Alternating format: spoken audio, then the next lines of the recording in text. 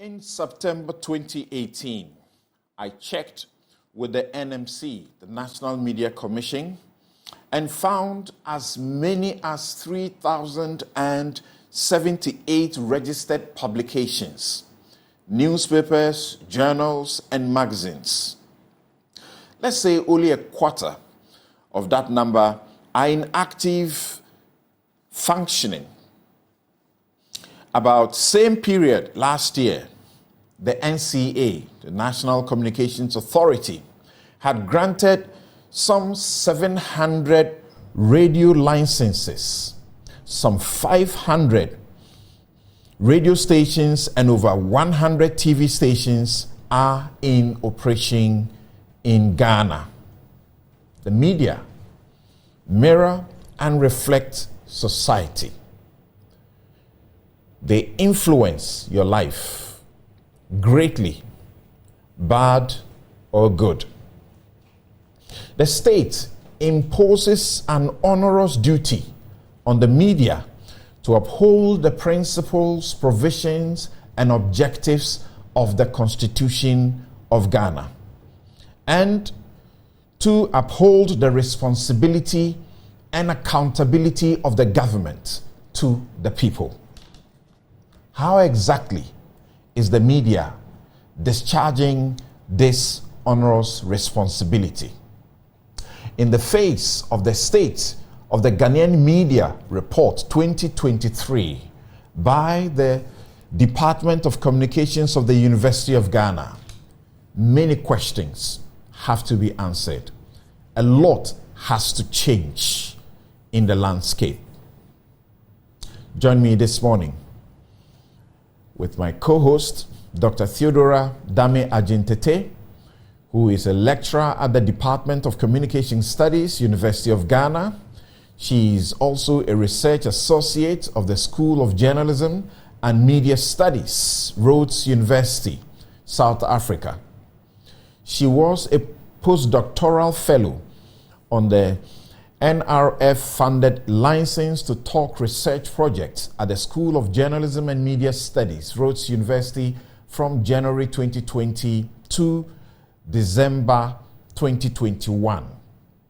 Theodora has published academic papers and book chapters, as well as presented her research at international conferences in the fields of communications, media studies, and journalism.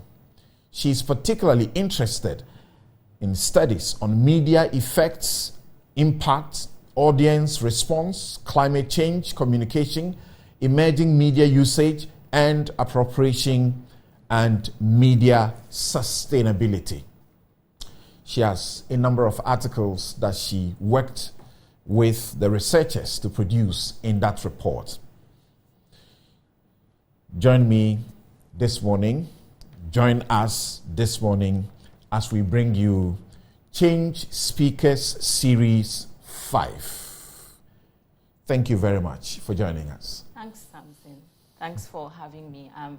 I see it as a privilege to be on this platform because you are going to discuss a very important issue that everybody must be interested in, is the media. Right. And in the face of the challenges media globally is faced with, be it dwindling revenue, dwindling trust and support, and even media capture, I think it's important that we indulge. That's an interesting note, in media this. capture. Yes, and it's everywhere, including our country. And it's important that we delve into the matters, what is accounting for that, and so on. So I'm happy to be here. Great. And get ready, Theodora will be asking questions, making very fundamental and significant comments as far as this discussion is concerned. Our array of guests, experienced and practitioners as well, will help us to change the narrative and the focus and make sure that the things that need to be done are done. This is Newsfile, but today is special. It's our quarterly, the Joy Change Speakers Series 5. We'll be right back.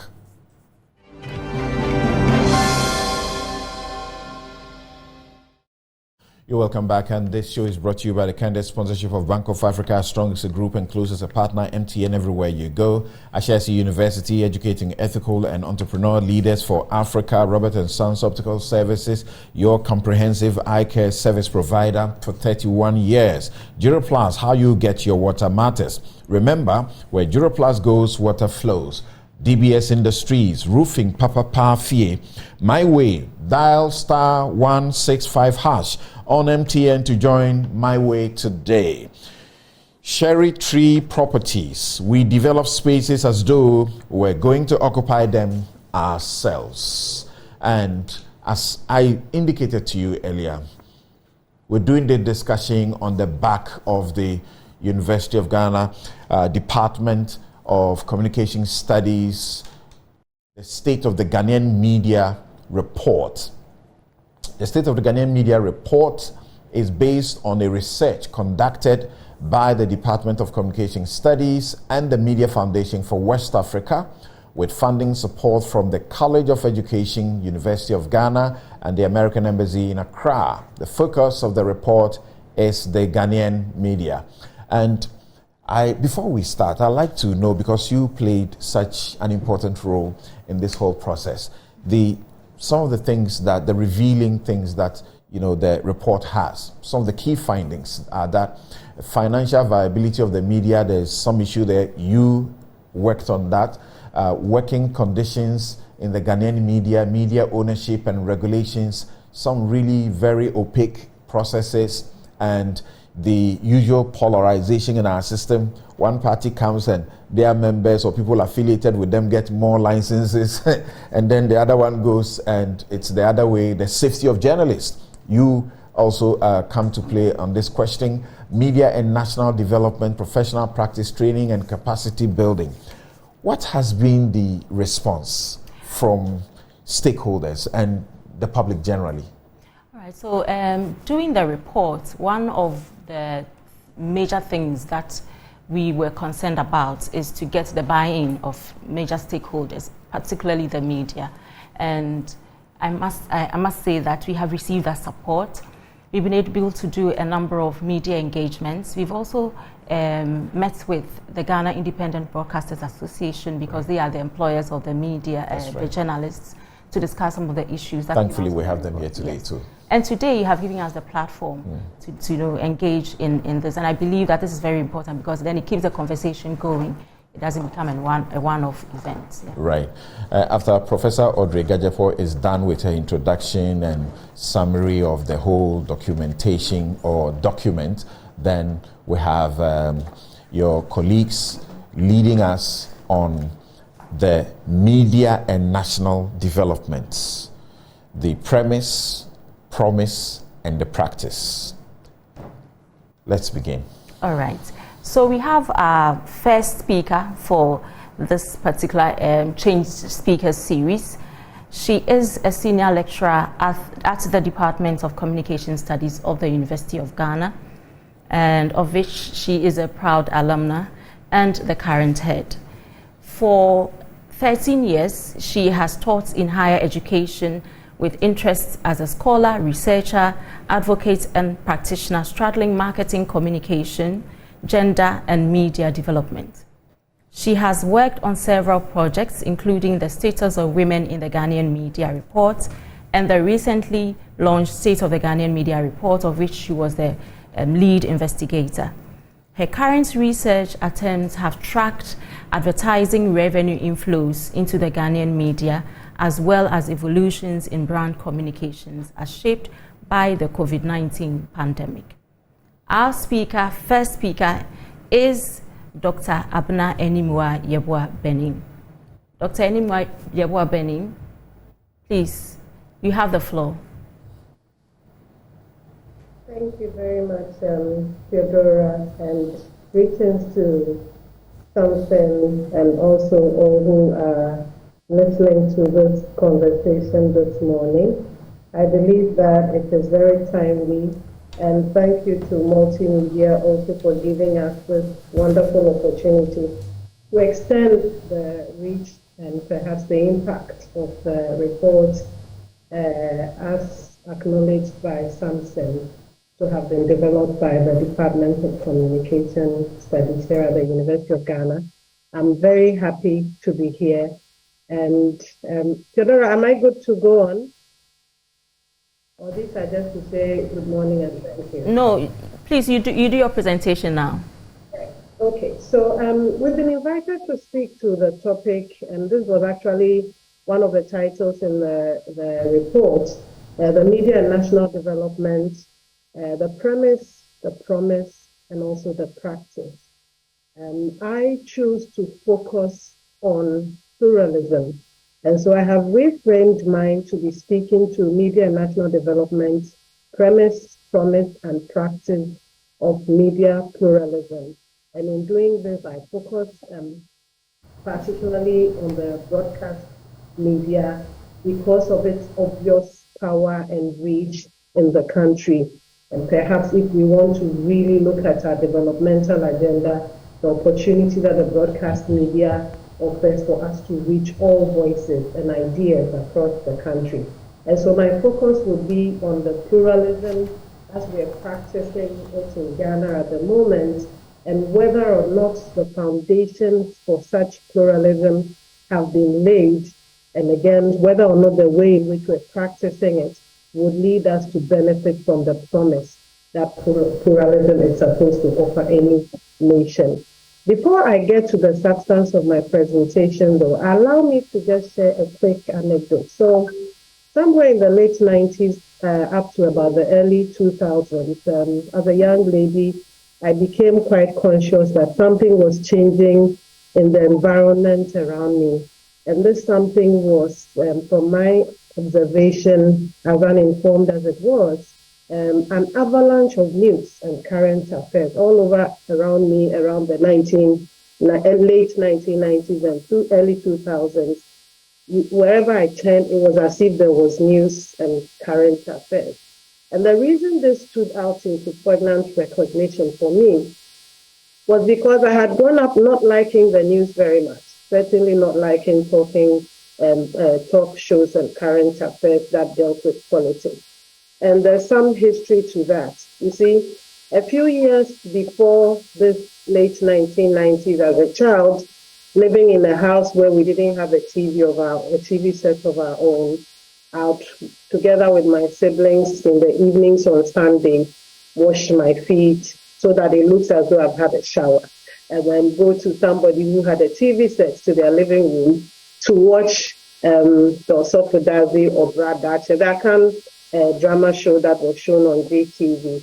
And to get a good spot in the living room, we had to arrive early. Unfortunately, arriving early meant watching what for us at the time was a boring talking point. And so you would see how, because of that experience with talking point, which was stopping us from enjoying the show that we had actually gone there for, it was a consciousness in me when a bit later then all over around me you turn and there was news and there was current affairs discussion. And the reason I go to this story from my childhood is because I think it prompts us as a nation to something that has become very characteristic of our media space, our media ecology, pluralism, because wherever you turn, there is media, there is radio, there is TV, somebody is talking to you through some mediated channel. And so, in fact, sometimes when we meet our other African colleagues, they will say, Ghanaians, you're very lucky because you have this media environment where you can say whatever you like and there's opportunity on your many platforms to do that.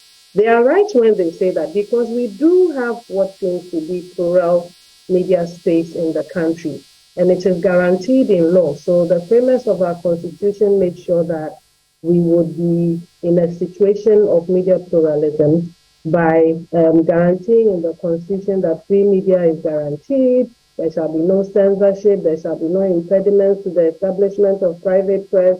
If you did something against another person, they have the right of reply, etc. So it would seem as though our constitution dreams of a media environment that has pluralism, which means that a media environment that allows different voices to speak and be heard, and to also have the right of reply if they have been slighted. But in such media environment, the beauty of it, I think, is the opportunity it presents in our walk towards development for different ideas to be sampled from different people from all corners of this country. In the space of plural media, there's opportunity for your voice to be heard as much as the opportunity for the most intelligent or the worst of person's voice to be heard. And we all then get opportunity to collaborate and contribute to what we want to be the development of Ghana. Again, where we have plural media, there's also opportunity for conversations about our national development priorities not to be hijacked by any groups of persons, because we all have access to the media space to share ideas. Again, in the space of media pluralism, underserved groups, marginalized groups, etc., would have voice within the media space and also have opportunity for their needs to be included and accounted for in development. If you look at it from the media practice point of view, so the practitioners, you were just alluding to the fact that working conditions are bad. Where there is pluralism, there's opportunity for practitioners to get jobs. And perhaps market forces competition will mean that they will be even better remunerated, etc., etc. So media pluralism is good for all sorts of reasons if we are looking at things from our development. And so I'm not surprised, and I'm sure nobody else is, that given the dream of our constitution towards a plural media environment, we have for the last 30 years vehemently pursued a pluralism agenda. And so today, as Samson was talking about, we have over 500 radio stations, 150 plus TV stations in operation, the newspapers we cannot count, and of course the online media are also there. So if anybody cared to observe what is happening in the Ghanaian media landscape, perhaps the conclusion will be that we live the media pluralist dream. In other words, we live in the ideal world, so long as practicing media in a manner that allows the expression of diverse, even opposed opinions to be made. But I question this premise that actually we live in the media pluralist dream. And it is because I ask, do we really practice media pluralism in Ghana? Indeed, is the Ghanaian media positioned to facilitate national development by providing a platform where, as the premise of the Constitution said, objective information is disseminated, different and opposed views are presented and shared, and enlightened public opinion is formed, and political consensus mobilized and achieved. Do we really have this in reality? Is the Ghanaian media presenting us with opportunity for this dream that the framers of the Constitution had when they were putting in those guarantees? I'm not too sure that we have, and I think that there are a few other people out there who would agree with me that we don't. What appears to be the case, rather, is what looks like a media pluralism facade, something that looks like we have media pluralism, but in reality is actually not that. I cite 3 examples, if you'd allow me to explain this. And in the State of the Ghanaian Media report, we allude to these 3 things that I'm coming to explain as a reason for inviting us to question the kind of media pluralism that we are practicing in the country.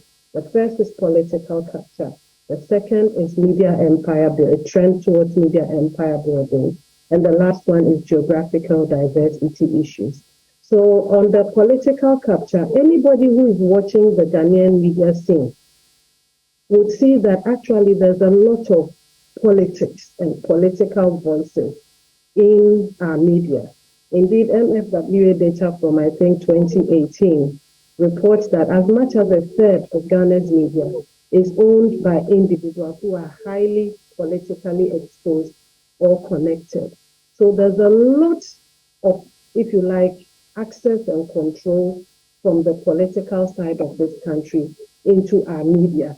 And that being the case, then other voices are being drowned out. And so little wonder that when you turn on the radio everywhere, or even the TV, a lot of the content, if it is talk show, news, etc., what is being spoken about tends to be dealing with partisan politics. It is because partly our media has, politics has made quite a big inroad into our media space. And a lot of media ownership is actually in the hands of politicians. And they bring their political color to the content that is produced on their platform. They bring their political color to the voices that can have expression on these platforms. In fact, the reality is that that political capture is actually an NDC NPP capture. And so the other partisan political voices have also seemingly, at least to a large extent, been drowned out. I said there's also a trend towards media empire building. And that is because we have seen, as we said in the report, that there is a trend visible already towards media conglomeration, media companies acquiring so many frequencies that they are taking on a tone for empire building. Angel Broadcasting Network presently holds, I think, about 17 plus broadcast platforms. Multimedia, on which we speak today, is about 10 platforms. There are other examples. So you would see that through this empire building attempt, media power and access is increasingly becoming concentrated in only a few hands. These are 17 or so platforms that should be distributed so that there's more diversity in the media. But all of them have been placed in the hands of whoever runs Angel. So many of them have been placed in the hands of whoever owns multimedia, etc., etc., etc. And this trend towards media empire building actually also means that fewer voices have access and power within the media space. The other side of the media empire building concern is the fact actually that these media platforms then hold a lot of access to audiences. And through that, therefore, they hold a lot of power when it comes to opinion shaping and opinion formation. MFWA data shows us that 4 media companies, Angel Broadcasting Network, Multimedia, Despite, and Media General, together hold a weighted audience share of 87%. Across this country, 87% of the audience are concentrated on platforms in the hands of 4 companies, which may actually be in the hands of 4 individuals. If you wanted plural media, I wonder whether we are there, if this is actually the story on the ground. And again, think about the fact that because these are empires, because these are business concerns, then perhaps that access they hold to people's minds, people's eyes, people's ears can become available to the highest bidder who is ready to pay the highest advertising budget. And so again, there is some concern there. The last one I take now as an invitation for us to have a relook at the pluralism we practice in this country is geographical diversity. And so we have done a good job in making sure there is media, particularly radio, all across the country. And wherever you turn, you should be able to access radio. The challenge, though, is what is happening on these radio stations. For the large part, these radio stations, however far removed from Accra they are still doing Accra. Their content is still focused on what is Accra, to the neglect of things that are happening, the daily lived realities of people within the catchment of the stations. The language that is being broadcast on these platforms are also not diverse. Just take a picture of what happens in Accra and you see what I mean. And so we live in Accra, which speaks, at least the language here is Ga. But think about how many of the stations in Accra are using the Ga language. Yesterday, there was a discussion on the morning show on Joy about what language are we speaking to our children at home. What language are our children also hearing when they listen or consume the media? So even though geographically media is present across the country, it will seem as though the content on these stations are not diverse at all, nor do they open up space by language as led by their vulnerabilities, etc., to be heard and to contribute to national development. I have a few suggestions as to how we address this issue of a facade of media pluralism. In other words, the problem I am identifying with our media, and I know the other speakers would identify other problems, is that what should be media pluralism in Ghana only exists notionally rather than in meaning. And so we need a few recalibrations so that we can realign ourselves and actually achieve the real benefits that plural media are supposed to deliver to a nation. I think that we need to give life to the aspirations of the constitutional dream of pluralism by doing a number of things. So regarding the political capture, perhaps it is time for us to really become a bit more proactive in pursuing the regulatory realignment between the NCA and the NMC, so that the two can work together in making sure that where licenses go, they are used towards developmental interests rather than in the hands of politicians. Again, we need to also recalibrate so that there is a decoupling of the NCA from the Ministry of Communications.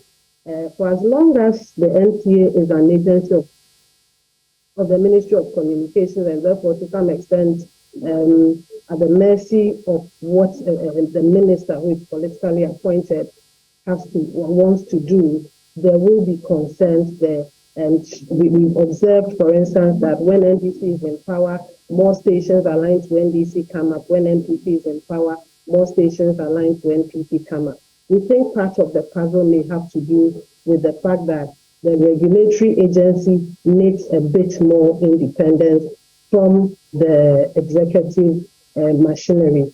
Again, on that line, the appointive power of the president over the MCA boss also needs a remove. The board is constituted by the president, and so again, if you wanted to extend the reasoning, perhaps we'll understand why there's so much political influence. Because if you're in power, you might want to make sure that there are enough stations that can promote your agenda. Again, to address this political capture, we need to have transparency on the identities of individuals that own media, so that perhaps the public and stakeholders can also take an interest in helping the regulatory agencies to hold these individuals to account. On the media empire building, I think we are at that point where we need to cap how many frequencies are going into the hands of one person or one business. And again, if we know who is behind media, if the identities of individuals who own media are being published openly, then again, we can all take an interest in helping the regulatory agency to make sure that not too many platforms are awarded to one person. And if we're going to take an interest in capping how many frequencies goes to each person so that there is more diversity in the space, then I think that we also need to make sure that the NCA takes a bit more proactive interest in the transfer of frequency licenses. When we were doing the report, one of the things we saw was that if I have been awarded the license by NCA and I decide I'm no longer able to use it, I transfer it and we notify the NCA. That being the case, a person who already owns 30 platforms is positioned to be able to acquire the 31st platform rather than it going into another hand so that more diversity is introduced. And so again, we need to do some of these changes so that the trend towards empire building in our media can be addressed and halted. The last one is the geographical diversity, and my suggestion there is that perhaps it is time for us to incentivize more diversity across the country in terms of content, in terms of the language. So when next perhaps we want to allocate frequencies, perhaps it is time for us to decide we have this number of frequencies available, but they are only going to individuals who are going to be broadcasting in Burundi, who are going to be broadcasting in Eve, who are going to make sure that there is 40% content that only focuses on the catchment where they broadcast. I imagine that this will bring opportunity for more diversity in the language, in the issues that are being broadcast within the local communities, and also present opportunity for local people who may not be able to speak Twi or English to also contribute to the table. I bring my message to an end by reminding us that the real benefits of media for development are achievable through a number of means, one of which is for it to be plural in orientation and in meaning, so that different ideas, different voices can be mobilized and sampled for the purposes of deciding how we build this nation called Ghana. And at the moment, we don't seem to have that. And so perhaps instead of spending energies on breaking the eight or not breaking the eight, our attention should be breaking the facade of media pluralism so that the true benefits of media can be brought to the benefit of the land. Thank you. Much, very compelling there, and the recommendations so significant. What do you say? Yeah, I think she hits the nail right on the head, and the question of diversity, right, and in terms of ownership and the content, and we often say that plurality is not necessarily the same as diversity. The fact that you have so many radio stations, TV stations, does not mean that people have access to, you know, reliable information that actually pertains to their well-being. Right. And we see a lot of, and I think Doc mentioned that in terms of content, even those in the rural areas, they are getting content that relates to Accra or the capital regions. And I think that is important that we look at local content, and the question of, you know, the funding or support for community media also becomes another matter for discussion.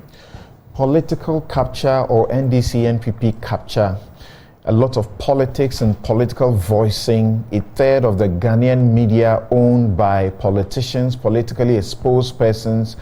You have the problem of the media empire building, where she tells us about almost 90% of the audiences are controlled by only 4 media conglomerates, and the concentration means fewer voices have the opportunity to also be heard. And you say that there is a need to begin a conversation to cap the number of frequencies that can be placed in the hands of individuals. So my question to you, Doc, is I think it's the 2010 broadcasting bill, and we have been trying to refashion it. It doesn't appear that there is interest at all in it, particularly from the duty bearer, the political, you know, persons who must make sure it happens. It provides for the capping such that you cannot own more than one media entity or radio station in one region, and in total across the country you cannot have more than 3. So it means you can have only 3, and all the 3 must be in different geographical areas, so to speak. Is that the kind of suggestion you are making, and do you see this happening at all? Yes, Samson, we need to get to that point, is my argument, that in fact we are at the point where we need this to already have been in place, and how we are even going to do the mathematics of those who already have 19. What do we do so that it comes down to 3? I shudder to think about that, but we've gotten ourselves to this place. And I think that there's been enough calls for the promulgation of the broadcasting bill. Perhaps this is another opportunity to reiterate that call. It has provisions that addresses some of the problems that we're seeing in this country. And if we were able to get to promulgate it, I think we will all be the better off for it. But I am not too surprised that the energy towards passing it is perhaps not as much as industry stakeholders would wish for, because their interest. I mean, I just shared with you data that 20% or a third of the media are in political hands. A lot of these political hands we speak of are in Parliament, you know. And so even when the bill is made, I am curious about how the discussion would go, because some of the people who should be discussing it are themselves interested parties and would perhaps, for want of a better word, suffer the consequences of some of the limitations that the bill is promising to put in place. And so we watch this space, and I don't know what industry stakeholders perhaps can do to push the agenda of the passage of the bill a bit stronger than presently is the case, because we don't want another right to information law process on our heads. And already the signs in the offing look like that is what we are having, that we're talking 20, 30 years before a bill that is so timely and needs to come to address all sorts of problems in our media would actually be passed into law. And we will continue, and she will still be around when some questions, and please start filing your questions to us, because we'll put them to our guests once they are done with their presentations. And once they are done with their presentations, there will be another point where we'll pause and share questions among them as to what needs doing. Now, I'm going to introduce our next speaker, change speaker. Now, before I do that, I wanted to underscore the point that those who wrote under this particular topic, media and national development, premise, promise, and practice, Drs. Gilbert Tiata and Aurelia Ayisi make a point, very interesting and important point they make, that it does appear we have all the laws and everything looks good for this country as far as the laws are concerned in making sure that the media is what it is and can do well. They say our conclusion on the premise and role expectation, therefore, is that the prevailing legal and policy regime is so sufficiently development-oriented as to engender or enable the attendant journalistic interest and attention to media and for development. How are we faring since we have the laws to make sure that the media is development-oriented? Our next guest, Cecil Thomas Sunkwa-Mills, is currently the president of the Ghana Independent Broadcasters Association. He also currently serves as CEO of the T&C Farms Limited and executive director of NTSS Limited, a cybersecurity and information technology entity. Cecil is also a member of the Ministerial Advisory Board of the Ministry of Information and also the Professional Advisory Committee of the Ghana Institute of Journalism. He served a 19-year tenure in the broadcast industry as the Managing Director of MultiChoice and GoTV Ghana Limited, Regional Business Development Manager for some 7 West African DSTV agencies of the MultiChoice Group. Cecil has an extensive international professional life, which include leadership positions in retail, business, and product development, service quality, customer experience, and quality management, marketing, communication, and operations, as well as sales. Cecil Sunkwa-Mills, President of the Ghana Independent Broadcasters Association.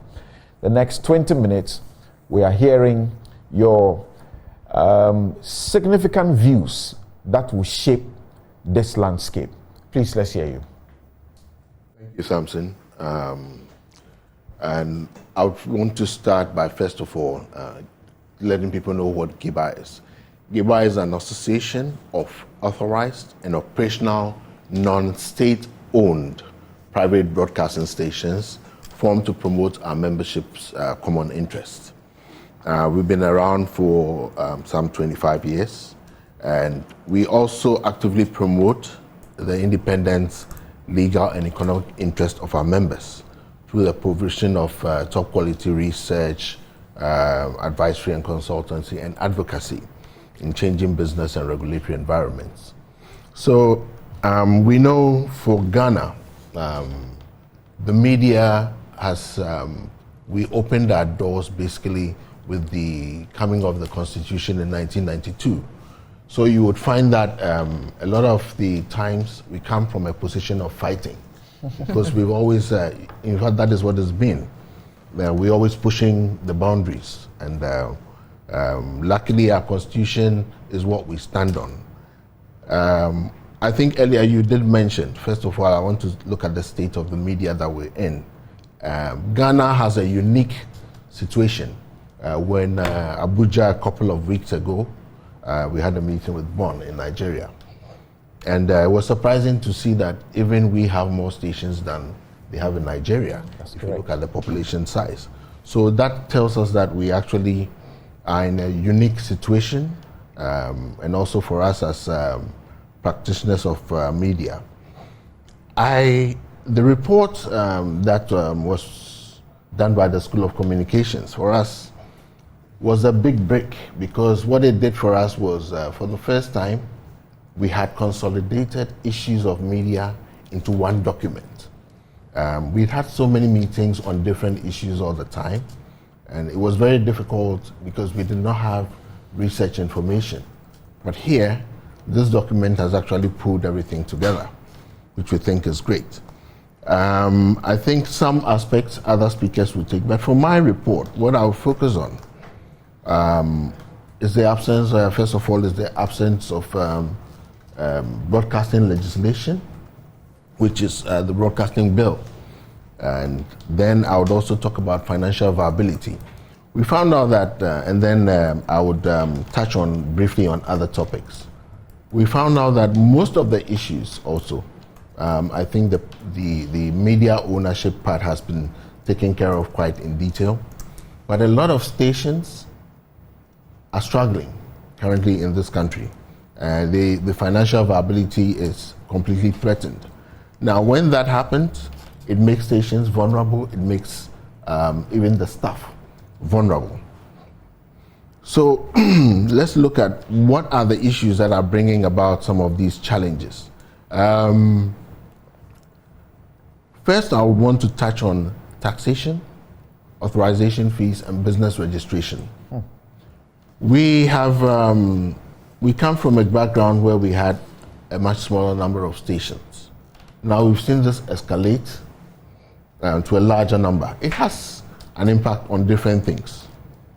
One, all these stations that have come on board are actually struggling for the same box of advertising revenue. And we've more than increased our number by 100-fold, if I should say. We had numbers, I think Samson did mention the number. For stations, we have 513 stations out of 707 authorizations. Nigeria is hardly scratching about 450 now.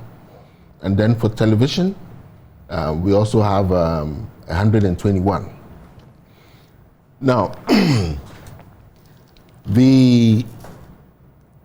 when I come to taxation, Ghana specifically, we have no special provisions or tax breaks, even though the numbers have increased. There are no tax breaks here. In 2020, I remember during the COVID, for example, the group of the GJA, Giba, Primpag, and other media, we had a number of engagements. And we asked that the media carried all the government communication throughout COVID. They worked throughout without a break. And we asked that they must give a stimulus package, for example. It never happened. In 2014, there was also a media development fund. It was poorly implemented and eventually was brought to a stop. So that also never continued. Now, broadcast owners in the report will tell you that because of the inflow and the struggles of the inflow of cash, they have asked that why doesn't the NCA review the cost of authorization?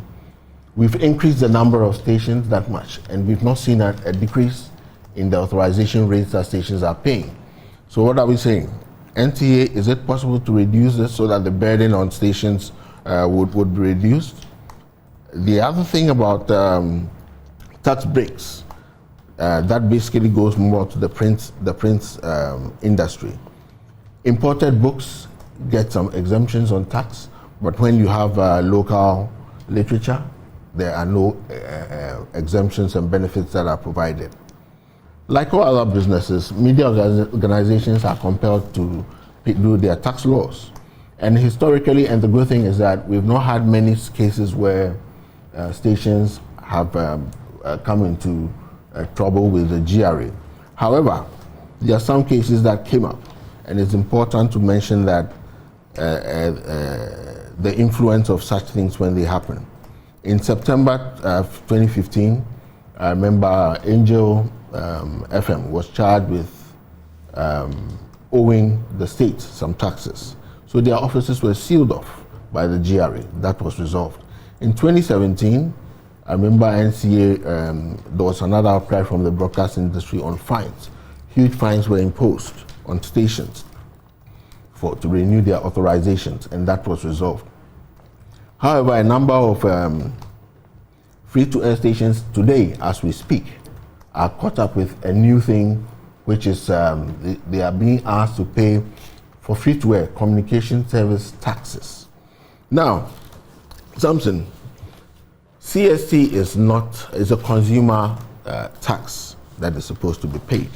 Now, to transfer this onto broadcasters and insist that some of them pay, and some of them have had letters as far back as 2015 to pay taxes to date.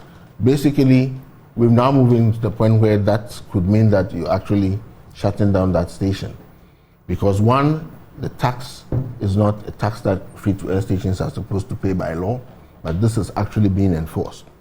We've done some engagements on this, and some discussions are supposed to follow up between the MOI, the Ministry of Finance, GRA, and Giba.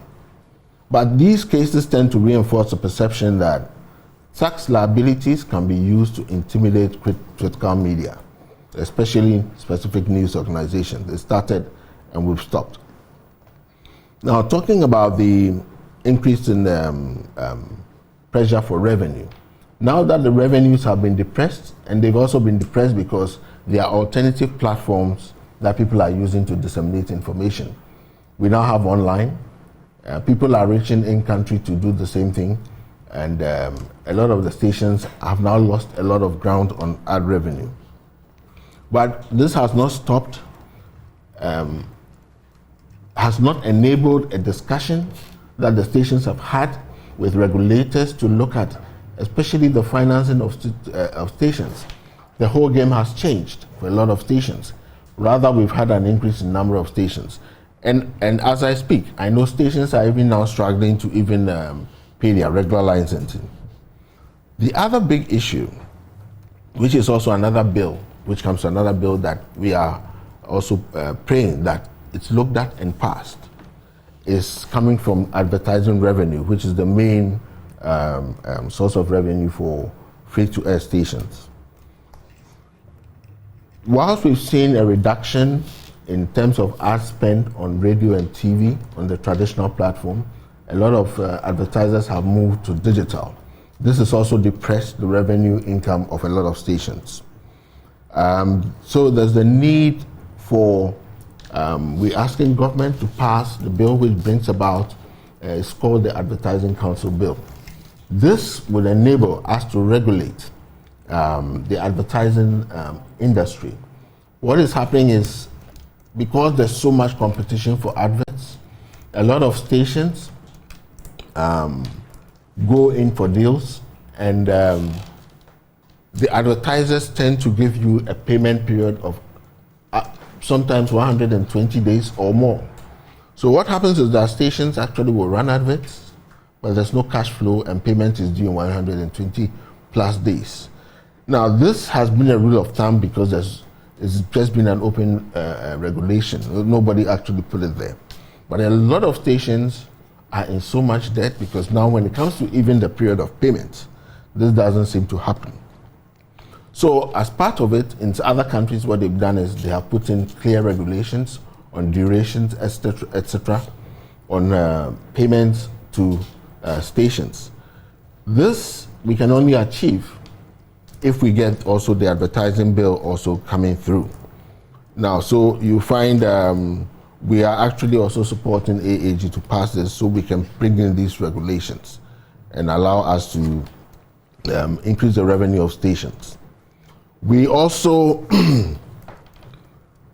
are looking at other funding options. We have spoken about public broadcasting in the past, which had to do with TV licensing, which we know now when somebody would say is mundane, because to collect TV license, you must have serialization, serial numbers of televisions, etc. It is just not practical. We've had discussions, there are other alternatives that should happen, but this has not happened. So these are some of the things in the area of funding that we really would have wished that engagement happens to improve the funding of the stations. I would also want to talk about the process. The process of engagement of the industry with regulators. As I speak, there are a number of problems that were mentioned in the report. The last time I remember where Giba specifically, as an advocate, got an engagement with the ministry and NCA on an issue which is mainly got to do with digital migration, which touches on the access of people's of people to communication on television. We were expected to have migrated quite a while ago. This has not happened. We've had a number of issues where we had to even go to court to contest because of the introduction of a policy which would actually give control of the platform to third parties. It is important to note that for free to air, it is also supposed to be maintained as such. So with lack of this engagement, all the number of issues that have been mentioned, which have been occurring from time to time, financial viability issues, the reduction of authorization, ownership issues, there actually is no platform where you can engage and speak about these issues that exist. One of the things that we did mention with unless there's an issue that you write, and then you may get called up to come and speak. So with that kind of engagement, we are not able to actually deal with a lot of the issues.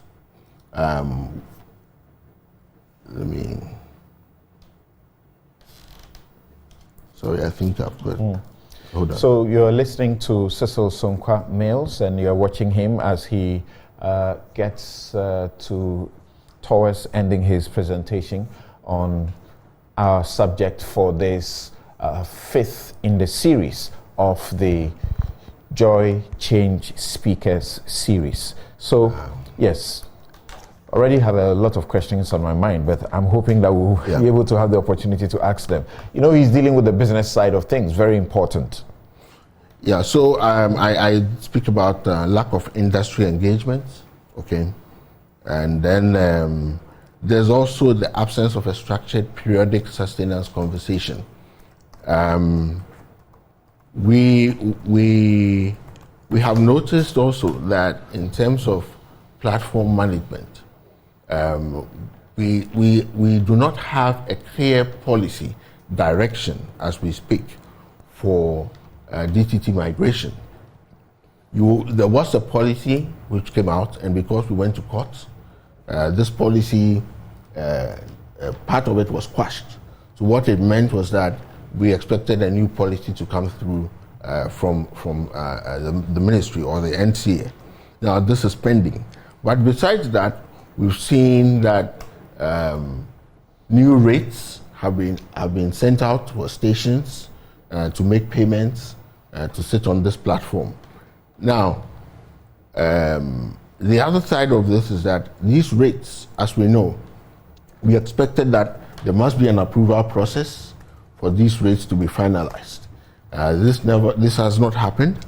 Some discussions happened. They were supposed to give us feedback on exactly how they came about with these rates, but this did not happen.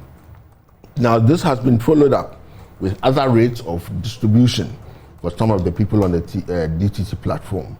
Now, this has actually even resulted, as we speak, with some stations being actually taken off the platform for non-payment of fees which have actually not been approved with stations. So there are a number of operational issues, but I think the biggest thing for the industry is that there is no opportunity to do fair engagement. This is not happening. We would only hear of some specific meetings given to selected stations, and we know that the issue with stations and ownership. So you cannot, it is not representative enough. So we're saying that we need to have clear platforms and rules of engagement with the industry. Then we can progress and discuss a lot of these issues. So I've spoken about the financial stuff. Now let's look at working conditions of media. Working conditions, we currently are working together with the GJA, and what we intend to do, especially the first move, is to unionize the journalists. So we put them all in the union, and this is directly to allow specific conditions of service to come into play for journalists across the country. If we look at it, there's a fragmentation on people. Some people may not even have letters of employment. There are no clear conditions of the jobs they do. So this will help to bring together a framework that would improve the working conditions of Ghana, the media. But one of the things that we always say is that this is also very dependent on revenue streams and also ownership, which we spoke about earlier. There are a lot of issues mentioned under working conditions, which is like healthcare, counseling services, etc. But those are actually linked a lot with revenue situations. Also, media and regulation. I think the broadcasting bill, which we have been part of, we've actually given a lot of input in there, would have, if passed, helps also to create fairly open access to a lot more people, and also looks at the issue of ownership as mentioned earlier. So it tends to limit in terms of ownership what happens there. So that the other thing is safety of journalists. A framework has also been put in place. We're part of the group with the Ghana Journalism Association, but we need some funding to move that framework further. But there's some progress on that that front. The other proposal for safety of journalists that we've asked is that we have a planned joint structured engagement between the police and the media, and this must take place consistently to enhance cooperation between us and the police. All right, so your time is up now. If you can just conclude, so we ask you a couple of questions. So for us, our major drive is that the ownership of platforms should be key. That's who owns platform, and that comes a lot in the broadcasting bill. And control of platform should actually, even though it is written that there's freedom of speech, but when the platforms are controlled by third parties and governmental or state actors in that manner, for example, tends to limit the freedom of speech. The other thing we want an increased engagement with state players, and then the partners and stakeholders. And we want to see the two bills, which is the broadcasting bill and the advertising bill, passed into law. This will help to consolidate a lot of the things that we need to do. Thank you very much. Cecil Sunkwa Mills with his presentation there that he's thought through it. I don't know how, Theodora, you process the many things that he's had to say. It looks like he's got a lot to say, even though I didn't get too much of specificity with some of the issues raised. I gather they have issues with taxation and the fees that they are paying, some of which he says just too much, and some that are being recently introduced, and their major problem is lack of engagement. So it appears as if, the regulator or is it the government is not, consulting them sufficiently enough, and there are new rates that are actually now crippling stations, and even leading to some of them being shut down presently. I don't know how there's been some that have been shut down and there's so much quiet. What we knew is that when there was a shutdown of a media entity, the whole world gets to know. Exactly. And that's where I probably have issues with. So you talk about a need to engage. I'm wondering how many moves have been made so far and all of that. But as you rightly said earlier, he spoke to the business side of things. That's right. I am particularly interested in the well-being of the media worker, not just the journalists. Mm-hmm. He talks about putting in measures to ensure that journalists are paid, but beyond journalists, there are cameramen working in media organizations, there are security men, all kinds, different groups of people in these media organizations. And I'm wondering, what will it take to ensure that everybody in the media industry is well paid, or beyond even the pay, the other working conditions that came up in our report? I really want the answers to that. Right. So specifically, maybe we should take one or two of the issues of taxation that you have, or fees that you have problems with. And she's coming from a background, they did the portion of the report on financial viability of the Ghanaian media. She, together with Yeboah Banning, did that portion. So they have a good understanding of what is happening.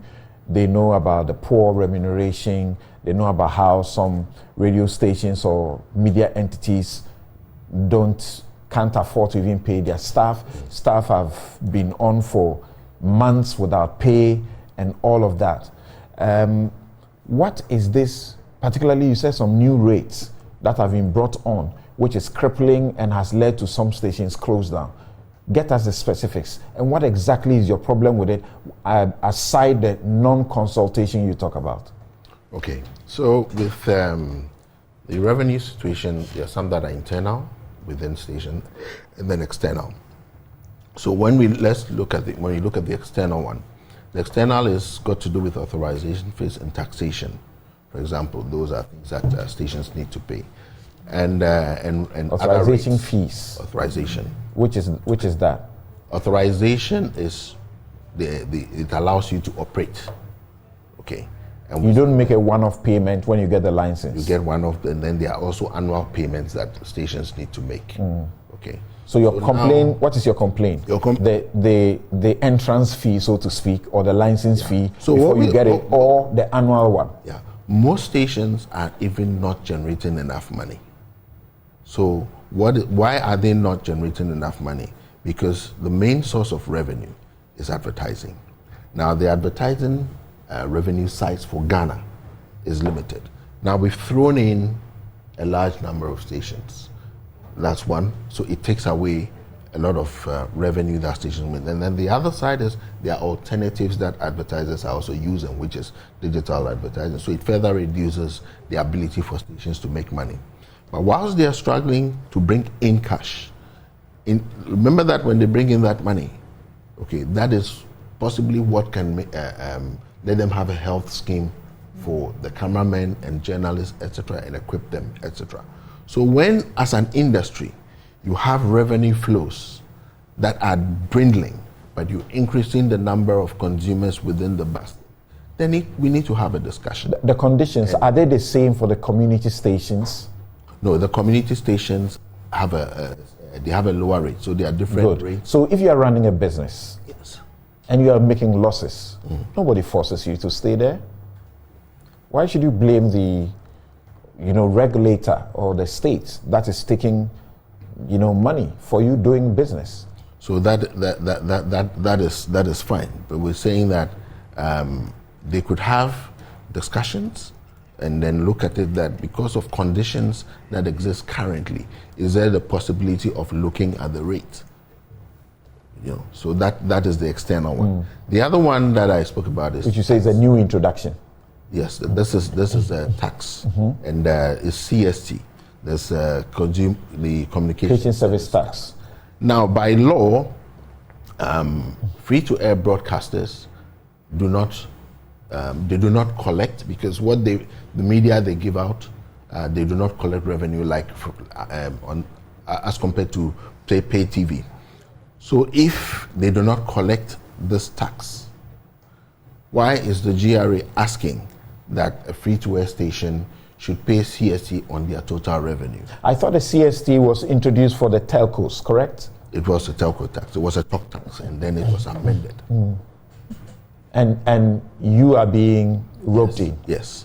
So we've had a number of stations who have actually been coerced to make some deposit payments, etc. And we've had a long discussion from last year, and now they've proposed that we're sitting now at the point with Ministry of Finance to have this resolved, because the free-to-air stations are not supposed to be paying CST on their revenue. And the third one, it sits mainly on the TV stations on the DTT platform. There was a situation where government had mandated a company to carry their signal to a site. So there was that agreement between the government and that company. And now the government says they're not going to pay the company, and has asked the company, they directed the company to collect the money directly from the stations. And the station said, well, they needed to have a discussion on exactly that thing, be informed and agree on the rate, because that service, most stations do that service as a standard. They are able to, a station must be able to send you a signal, and it can basically cost almost nothing. So there was some disagreement about the process. Now, in that discussion, some stations were forcibly taken off the platform, and as we speak, they are still off. So they cannot. About how many stations are we talking about? There's one private station, and then there's some stations on the public broadcast platform. Interesting. We need to take a break. But Doc, I mean, listening to him, that what you guys write about and research about, the viability of media in the context of the so-called plurality, where there is so many, and Ghana, population of what?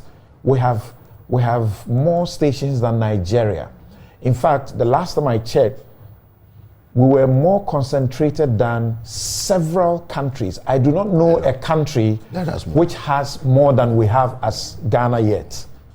That was a time the government was seeking to reduce the frequency, the radius of the big stations, Joy, City, Peace FM, was seeking to reduce their radio. They had about 100. That even affects revenue. And they were going to, they brought in a policy to reduce it to 45. Well, reduce it to 45 so they will get more license, because the frequency is a finite product. They'll get more license to issue to people. Now, that has been done. Fighting it in court has not been successful. That has been done. So you have increased even more radio stations and television stations. Are you setting them up to fail? The question is that, should you not be interested in the capping that their research talks about. Well, Samson, even though it's the politicians that are driving it, when we raise and we know issue, that the broadcasting bill, as revised in 2014 and then subsequently revised, I think, in 2018, is supposed to also prohibit, politicians, politically exposed persons from getting a license. So if you're a politically exposed person, no license for you. These people will not work on this bill to get you a capping. So what are you going to do? That is why we have to, I guess that's why the broadcasting bill is still hanging, because like you know, there are some interest in there. And there's one more thing that I need to know before we mention. In a minute. Apart from this signal issue of sending a signal from a station that has taken off, we have seen stations have been invoiced of an amount of, for some people got amounts of $10,000, okay, to pay to be carried on the national DTT platform a month. So there was a meeting. We asked that, how did you come about? This is the NCA or is it the Ministry of Communications? Came from the ministry. Okay. We said, how did you come about 10,000? Because remember that there are some people within the association who run DTT. So they have an idea of costing. Because the interest of the stations is to bring sustainability of the platform so they can distribute their channels. So we're asking, how did you come about 10,000? They said, we'll come back to you with the details. And then they follow it up with an invoice of 10,000, saying that they reduced it from $15,000 a month and now to 10,000, and then they sent out the invoice. A month. For hosting TV stations on the national DTT platform. Now, the worry is that don't rates need to be approved? Isn't there a procedure? Doesn't it go to Parliament? Who decides what to charge? Fees and charges. Yes. Is it arbitrary? Okay. Interesting points there. Thank you very much, Cecil Sunkwa Mills, President of the Ghana Independent Broadcasters Association, that are owners of media organizations. We take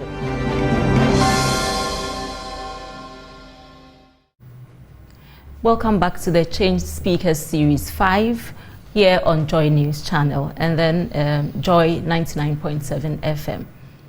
Our next speaker for this edition of the Joy Change Speakers Series is Professor Amin Al-Hassan, PhD. He is the Director General of the Ghana Broadcasting Corporation. He is a development communication expert and a faculty member of the University of Development Studies, where he served as Dean of Faculty and later campus principal.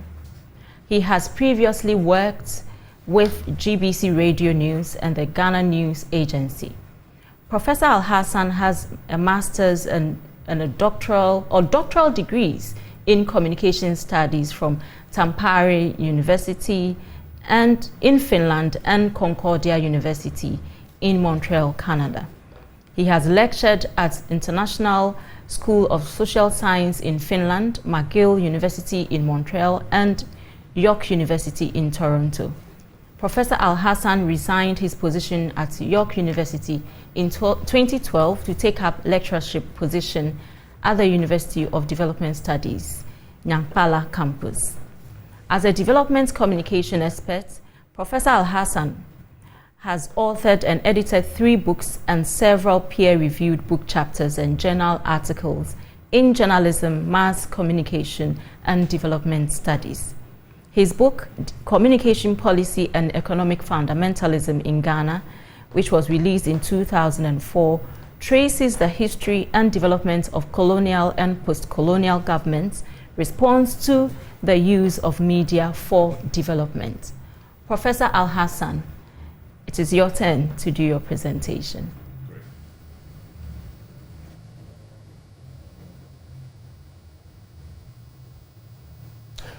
Prof, please unmute your microphone. Thank you very much. And it is a real pleasure to be invited to this platform. And I want to start by first commending the Department of Communication Studies, especially Dr. Abena Enim Yabua Banin, for leading this process of bringing this conversation up for national into national attention. I think that it's been overdue, and it is a delight that we are finally getting the opportunity to put on the national space discussions about the media 30 years after we have experimented with media freedoms and democracy in this country. But before I go into the conversation, I want to refer to some of the conversations that have gone already, especially between the Giba president during his presentation. I heard him talk about TV licensing, of getting licensing from NCA. I want to clarify that nobody in this country, Ghana, is allowed to license anybody to do TV. The Constitution frowns on that, and it forbids it. So what NCA does is simply authorization. And as I will be showing going on in this conversation, there's a need for us to really look the basis under which authorization was permitted under the Constitution. I think that the state of the Ghanaian media report is timely and excellent, and it serves as an opportunity to appreciate our national media policy and practice so far. In fact, it provides an avenue that can give us alerts as to whether we are getting it right as a country and whether we are getting it wrong. And for that matter, it gives us this opportunity to examine what we have been doing so far. And I want to start by first looking at the existing media regulatory architecture. If you look at Chapter 12 of the 1992 Constitution and a few pieces of legislation that have survived the 1992 Constitution, I mean legislation that have not been made redundant or abolished by the 1992 Constitution, we see that the main orientation of the architecture we have had to do with insulating the state media from government control. So the NMC was created and put in place to oversee this. We can say that we have been largely successful in this area of policy practice.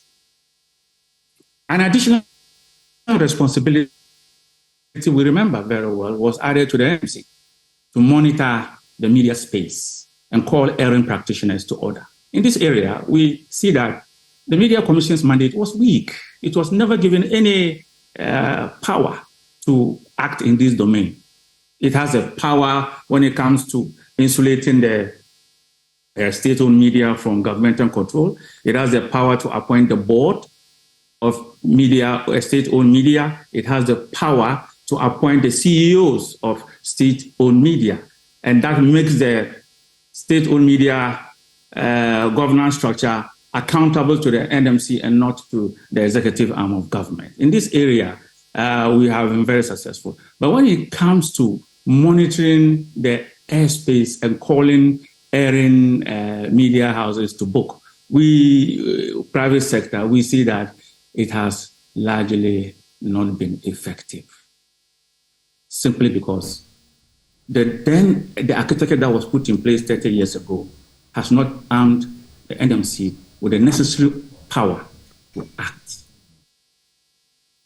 Now, what really, really informed the media regulatory architecture we have had today, it was, if you look back, 30 years back, it was precisely the experience of the use of state power to control the media over a very coward civil society.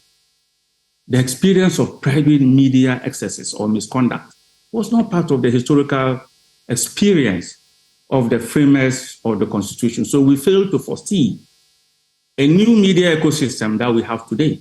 The focus was on freedom to publish.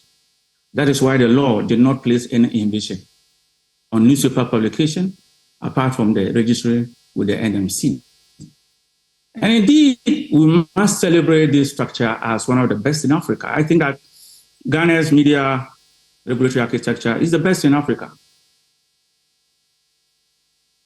But when it comes to the electronic media, the constitutional provisions foresaw a situation where we had limited resources, so that it provided for a regulatory system which gave authorization, not licensing. Why authorization? Simply because they were limited in the spectrum, the frequencies for broadcasting has to be managed in order to ensure sanity on the airwaves. The big question we must ask ourselves is, what if the electronic space is literally unlimited? Will the regulatory powers of the NCA be justified? Assuming that we look back and we see that the framers of the Constitution knew that there will come a time when the electronic space to publish is like the marketplace of the newspaper. Will the CVET that warranted the empowerment of the regulator to authorize before you publish in the electronic space be instituted? With the newspaper, the expectation was that the market will determine who can continue to operate a newspaper. No licensing was required, it was abolished. That rule also applied to the electronic media, no licensing, only authorization, because of the fact that there's a limited space. In practice, when we reflect on all of this, we see that it was a reflection of the technology at that time, an analog broadcasting space. Now we are ushered into a new world of digital space. Convergence has changed the industry. Electronic space is like unlimited. The electronic space to broadcast, when it comes to radio, is digital audio broadcasting, DAB, and other forms of technology. It gives us more spaces than we have today. Then we come to TV. We have options. You either have digital terrestrial television or direct-to-home television. You have smart TV, you have web TV. In all of these, there are almost unlimited opportunities. And this space, if we knew this 30 years ago, we will not be empowering somebody to husband the electronic space. And this is my understanding of the situation. Now, I want to relate this to the discussion that we heard from Giba earlier. My position is this, and my understanding of the broadcast media scene is this. And Samson made reference to the fact that we have too many TV stations, too many radio stations. It is so because there is an existing subsidy of the private media, very huge subsidy. It happened because there was policy indecision on this particular space. So the national DTT is funded by the taxpayer. And all those who are on it are on it literally for free for the past 5-6 years. They don't pay anything. You don't find that anywhere.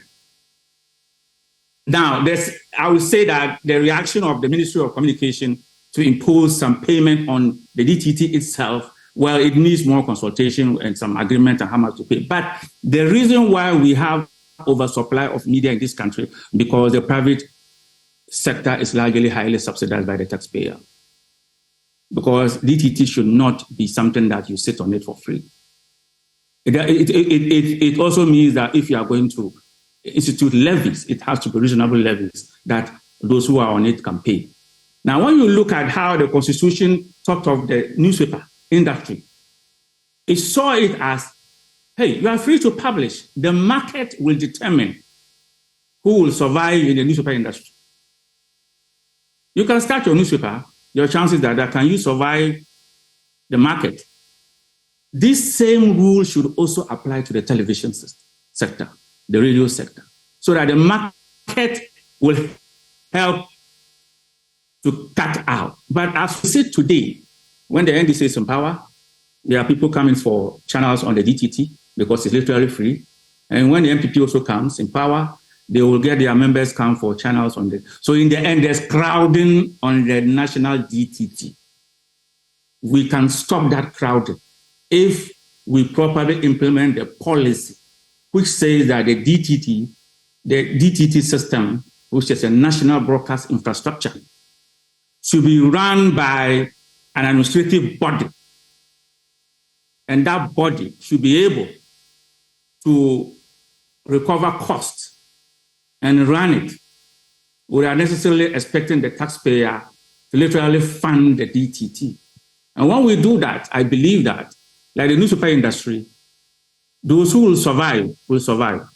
Now, this point of argument is not against the recommendations that Dr.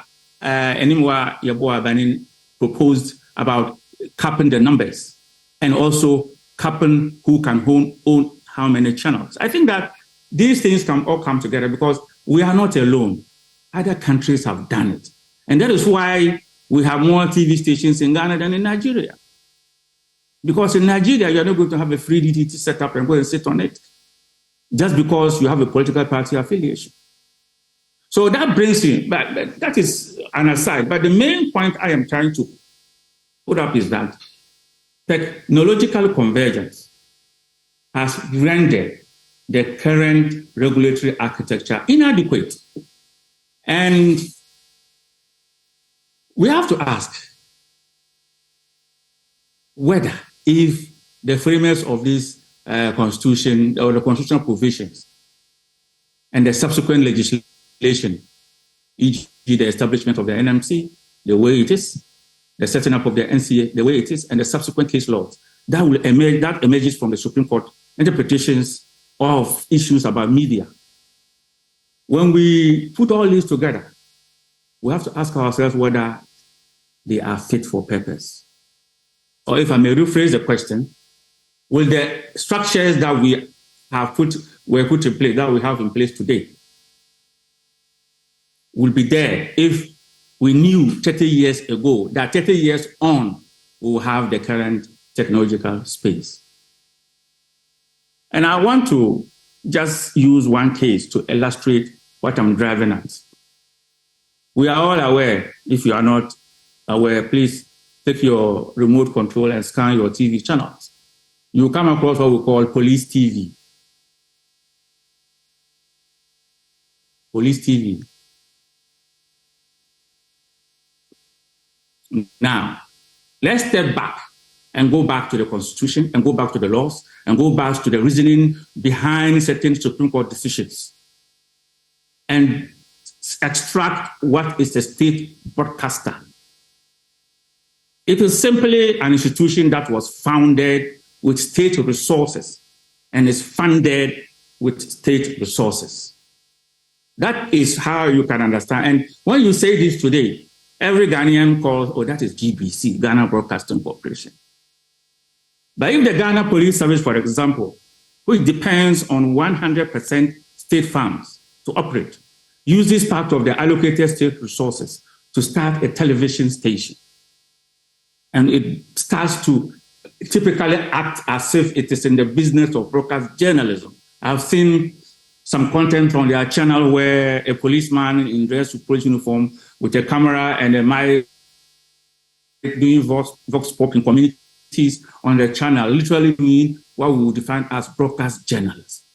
Should we then call the police TV station a state broadcaster?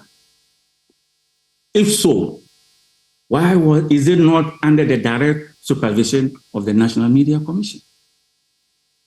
How could it be licensed, or rather, better still, authorized to broadcast without recourse to the National Media Commission?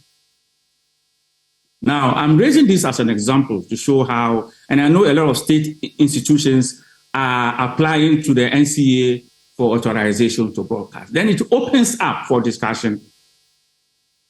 Will the conditions placed on the Ghana Broadcasting Corporation, because it is a state broadcaster, will these conditions be also placed on these state entities that are broadcasting? It brings for the inadequacies of our systems. Why is the NMC not instrumental in the authorization that is granted to organizations to broadcast? Now, I will want to bring this example and our experience so far in Ghana into theory.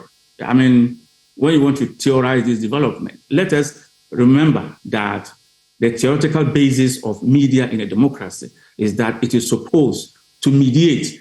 It is the medium through which three critical units of national community, the state, which includes the executive, the legislature, and the judiciary, while the ordinary person will call government, as one block.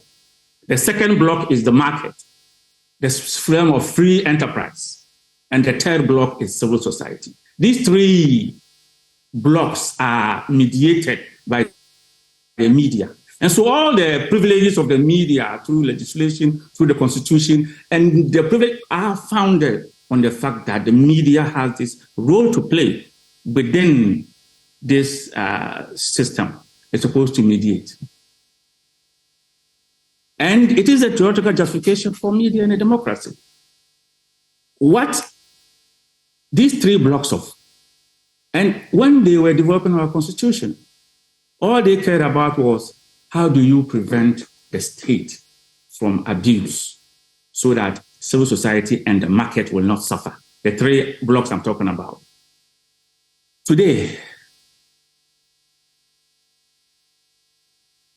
we know NMC is doing its work very well in terms of insulating the state media from governmental control. But if you have the police, theoretically speaking, defined as the coercive arm of government, uses state resources to engage in TV broadcasts. Was this development foreseen by the framers of our constitution? If they knew this, you can imagine what rules they would have put in place to ensure that this never happened.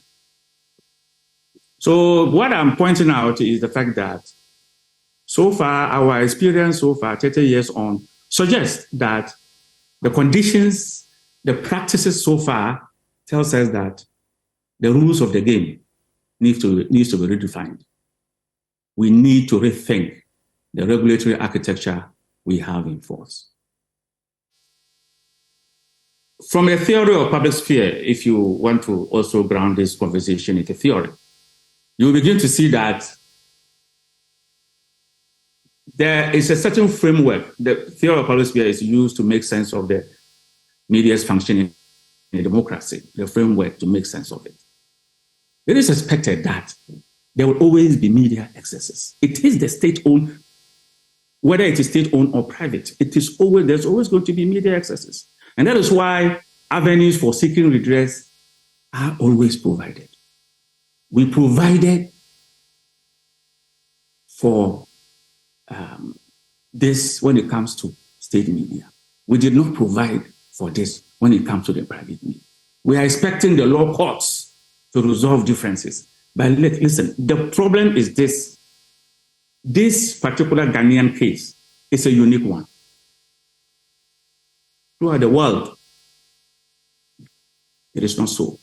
Let's take the United Kingdom, for example. In the UK, they don't allow the courts to be the first point of all when you have media excesses. There is a special arrangement for you to complain about excesses with the BBC. And there's another special arrangement for you to seek redress when the private media offends you. So we have in Britain today, which is contained in their Broadcasting Act 1990, the Independent Television Commission and the Radio Authority. These two bodies have powers that even allows them to withdraw the licensing to broadcast. If they make an adjudication and you do not obey, they can withdraw your power to broadcast. Now, you don't want to tell me that the UK's democracy is better than Ghana's democracy. No, but they are able to accept this. Now, because of our history, because of how we arrived... Prof, we need you to finish up. Yes, yeah. So what I want to draw our attention to is that we need to brave up and realize that media regulation is not an anathema to a democratic system. We have to be ready to put in place structures that will control, and that will control whether a political party agent can also own a TV station. Whether, when a private media abuses its privileges as a media, the individual has to go to court, or he has to go to a commission, like a reviewed and empowered NMC, so that quick decisions can be taken and they can get the redress that they deserve. All right. This, I think, will help set up a better framework for our democracy. Thank you. Thank you very much, Prof. But there's one issue that is recurring, and you appear to concentrate on regulation. I've read your article in the Media and Communications Review, and you are looking into the future and suggesting that networks, the telcos, may take over the space of broadcasting and then monetize what should be free to viewers, among other things. For example, you say that the very network advantage that enabled telcos to venture into banking also positions them to go into content distribution and contest in the traditional space of media organizations if net neutrality rules are not put in place. You say that when telcos become new, powerful content distributors than traditional media, they will have the liberty of deploying algorithms as the new news gatekeepers and not journalists. That's a danger. To determine which story can trend faster on their own network. My question, do you think that we have a regulator or a system that is able to do what you foresee will bring us trouble if regulations are not made? We have already heard about the complaints, and we are comparing Ghana to Nigeria. Nigeria, over 170 million population, has only 361 FM stations, and even out of that, 59 are supposed to be federal or state broadcasters, and 34 are university and polytechnic stations. We go to South Africa, they have a total of 59 FM stations. Kenya has 118 FM stations. And here in Ghana, we have issued over 700 licenses, and more than 500 are operating. How can you expect that there will be regulation that is effective?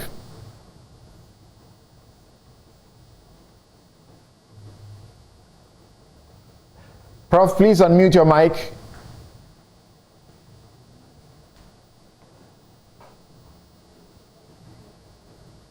Yeah, I think I missed the last part because there was a network problem. How do you expect there to be effective regulation in a system that doesn't seem to, hold people to check? Okay. I think basically we have to agree that when we found a digital dividend that comes to broadcasting, we have never developed any policy or legislation. In fact, the broadcasting bill comes close to doing this. We have never experienced anything like that. We have simply allowed things to go, and that was what I referred to as policy indecision over the years.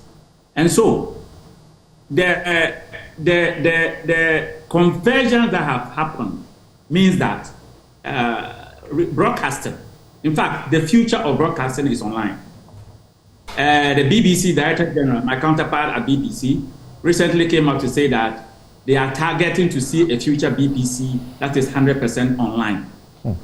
What it means for us is that increasingly telcos have the power to shut down your network. As I speak today, GBC channels can go off air. And sometimes I rush and ask why, and they'll say that it is the telcos. It's the network that has gone off. And so the power to shut off a system rests with the telco. And that needs a regulatory supervision. So for example, it is perfectly possible that a telco can choose to disrupt our transmission and say that, oh, it was a technical problem, just at the critical moment that we are doing some particular broadcast. There is no legislative cover on this type of relationship. Interesting. Number two, telcos themselves have moved into content distribution. Apps are now capable of giving you TV transmission. And some of them have launched it. Now, the difference between Ghana and, let's say, European countries is that they have what we call net neutrality laws. Net neutrality is simply saying that if your business is to run the network, you are forbidden from doing certain things unless there are transparent processes such that you cannot take undue advantage. So to make it simpler, let's look at the ECG Gridco relationship. Gridco is a network operator. ECG, that's electricity. ECG is a retailer of electricity. Gridco controls the entire network of the country. So they cannot go into distribution for services for retail. In broadcasting, when you control the network, you should be forbidden from going into content distribution because you have the ability to also develop your content distribution. All right.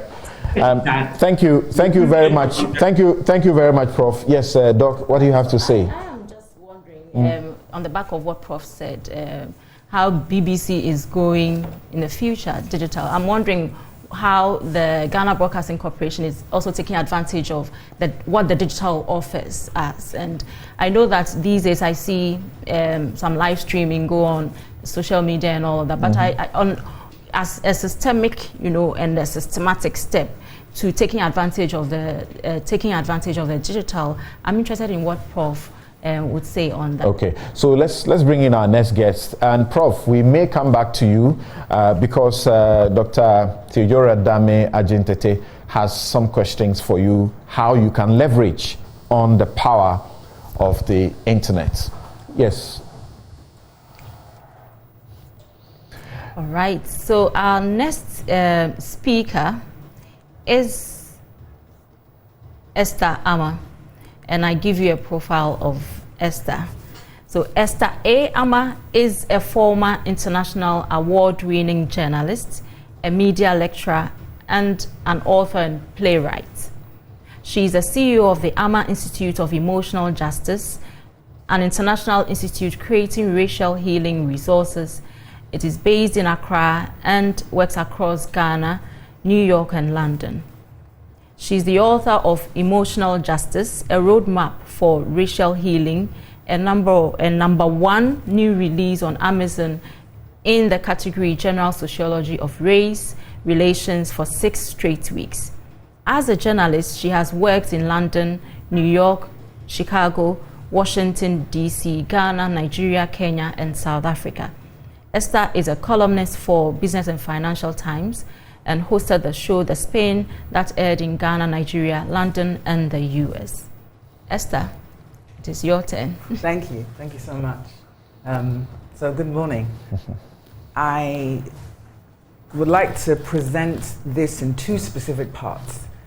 The first part is called The Market and the Model. The second part will be called The Reality of Narrative, the Illusion of Information. So let's start with part 1, the market and the model. We've heard different presentations and looking specifically at how the model of our media in Ghana is one that gains its profit from ad revenue.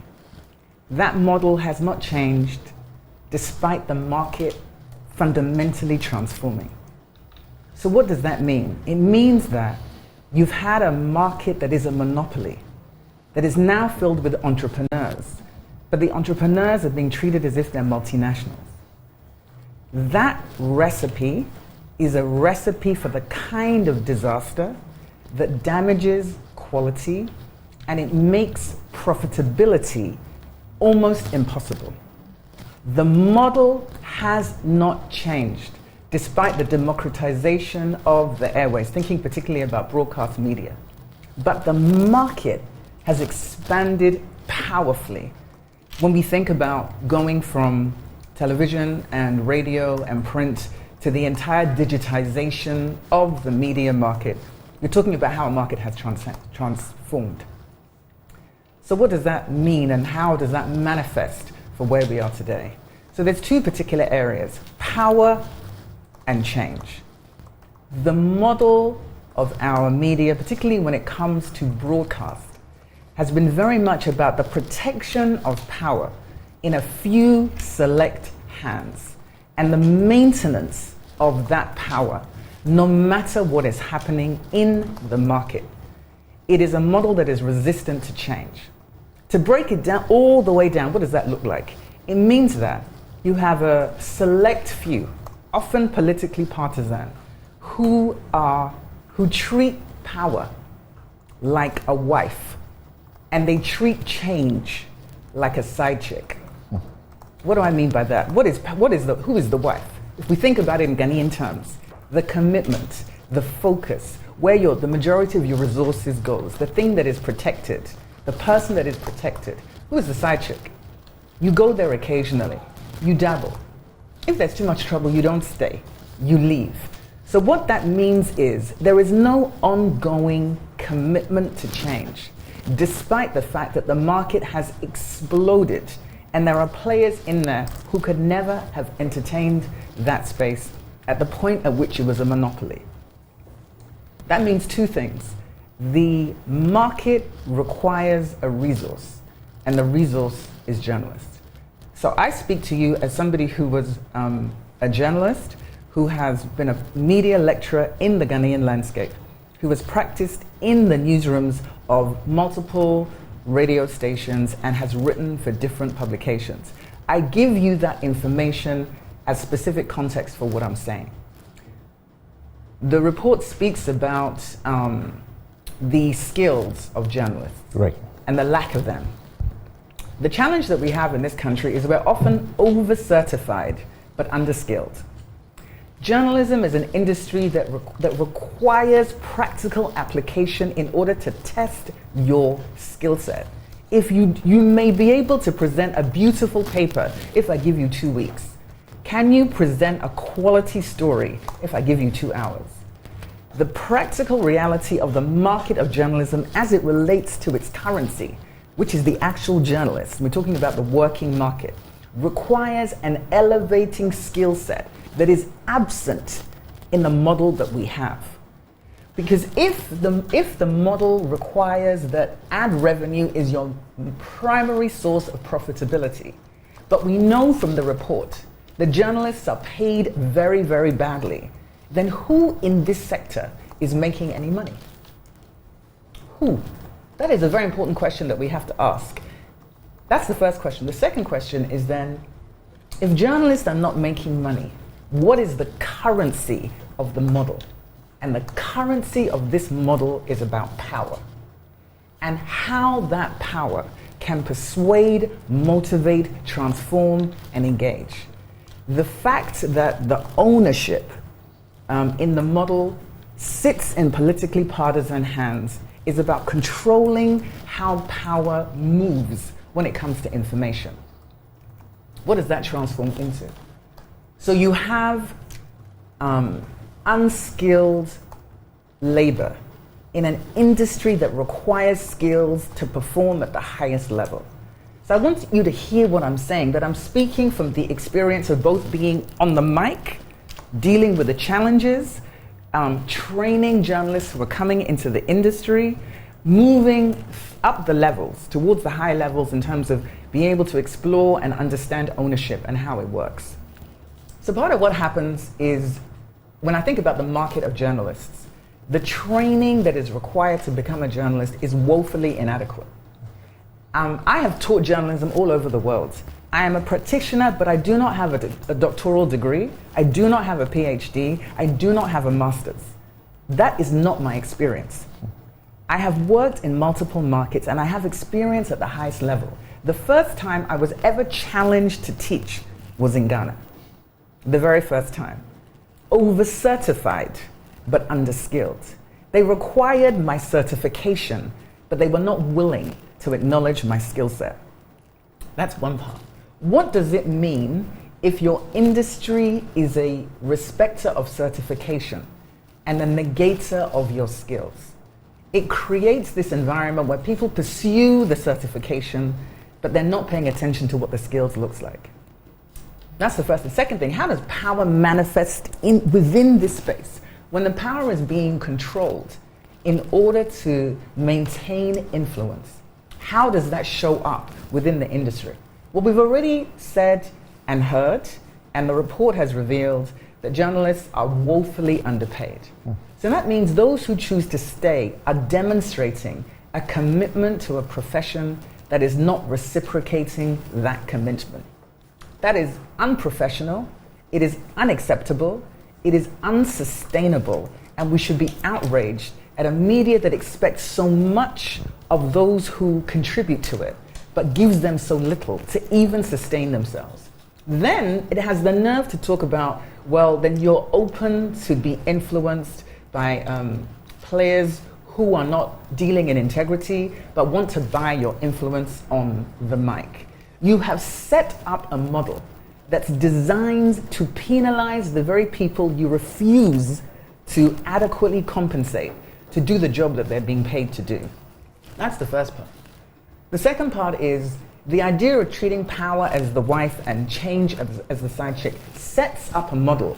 Our previous speaker spoke about the poverty in adequate regulation and how the absence of adequate regulation is showing up in the future of the industry.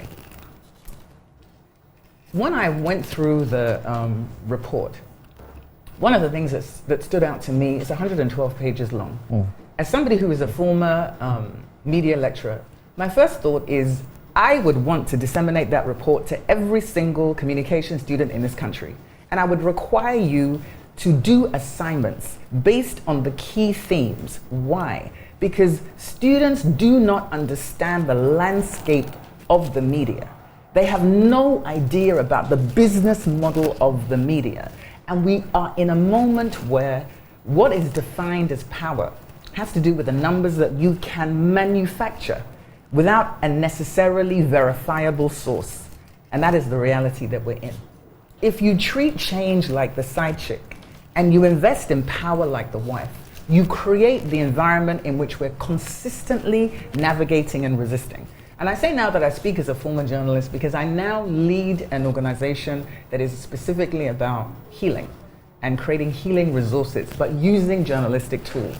Why does that matter? Power and change. We have emerged from a global pandemic. And the global pandemic of COVID-19 devastated global economies. And yet, we are speaking about the media as if it too was not devastated by the reality of the pandemic, and therefore is ripe for the kind of change we might not otherwise have considered. But at this moment, it absolutely is possible on the basis of the disaster from which we have barely escaped with our lives, and honoring the loss of life, the loss of security, the isolation, all the different economic devastation. So you have the economy of health of the nation, but the economy of the health of the media. Those are two crucial areas that intersect. But you also have the emotional economy of the journalists who are required to show up and contribute to creating content for people's consumption. As long as the model that we have maintains a reality that seeks to protect the power of the few, we will have cyclical arguments about who regulates what and the power or the absence of power of those regulatory bodies. Are we willing to reckon with the nature of how power is both protected for the privileged in order to shape the perspective of the electorate, to shape the perspective of the public? Are we willing to wrestle with the fact that there are people who profit from the protection of that power, and so they're incentivized to keep the model exactly as it is? Are we willing to wrestle with the dynamic that we sustain by our inaction, even as we complain of the conditions under which we work if we're in the media, or the conditions that we engage when we either listen to the media, watch the TV, or read content? We know that in Ghana, the numbers reveal that we are listeners of radio. We really love our radio. And the radio is one of the most powerful tools of development that I would argue is underused. Last point on this power, on this market versus model. I want to talk about the market of safety. There is safety in unprotected power. The report talks specifically about the safety of journalists when they go out on the job. But I think that a crucial point was missed, and it highlights that males are at further risk of attacks than females. The issue of safety that must be included when we think about the status of Ghanaian media is the issue of sexual harassment. Sexual harassment is an issue of safety for women within the media that shapes their ability to do their job. It shapes their safety on the job. It shapes their ability to move through the profession, but it also shapes the ideas of power for those who perpetrate the sexual harassment. And so I want to acknowledge, yes, the status of the Ghanaian media acknowledges sexual harassment. But what I'm arguing for is it must come under the title of safety in the workplace. You cannot think about attacks on the bodies of journalists when they go out into the public to do their jobs and not reckon with the safety of journalists when they're in the space where they then have to create their stories. And too often sexual harassment is normalized, it is trivialized, and it is minimalized. And the result of that approach means that we do not consider it when we think about the idea of safety in the industry. And I would advocate that we must. Part one. Let's talk about part two. The reality of narrative versus the illusion of information. What do I mean by that? The report talks about what is media. It's about information. What is information? Very simple. Information is the presentation of facts in order to help you understand a specific situation. What is narrative? Narrative is about shaping your understanding of a particular thing in order that I can influence you. Very quick example. This is information. We are currently sitting in a studio. There are 3 of us sitting at the desk. 2 of us are women, 1 of us are men. 1 of us is a man. But there are 2 additional men in the studio who are standing behind the cameras. There is 1 camera in front of me, and then there are 2 monitors on my left. That is a set of facts that reveals to you what is in the studio. So to my presenter on the left, is that set of information accurate? To my presenter on the right, is that set of information accurate? So what did I just do? I presented you a set of facts, and then the facts were verified by 2 sources, both of whom were next to me, who could say, because they were here, no, there are not 5 people in here, there's only 2. That is information. What is narrative? Narrative is, can you imagine? I walked into this studio. There was a bucket in the corner. The ceiling was dripping. The hole was there. The man was carrying a mop as if the mop was a weapon. He came to beat this man on the right. And they want to try and tell you that this is a place where they do news. Joy, it's not true. What does that do? It shapes your understanding that this place is unserious, that it is dangerous, that it's unsafe, and then you cannot trust what is coming out of it. We are in the era of narrative as information. We are in the era where opinion is treated as research. And we are in an era where opinion and narrative is what constitutes news. Even though what we say is we want to offer you credible information, we want to offer you objectivity. Those are things that in the evolution of the market has completely transformed. Digitization means 24-hour cable media means that in order to create content, the kinds of foundations that have been traditional So the practice of journalism have been abandoned. What do I mean? I'm an old school journalist. What that means is I am a researcher first and foremost. Research, good research, is the fundamental backbone of quality journalism. Without research, you have nowhere to go. But the other part of journalism is challenge. And by that I mean you're asking questions.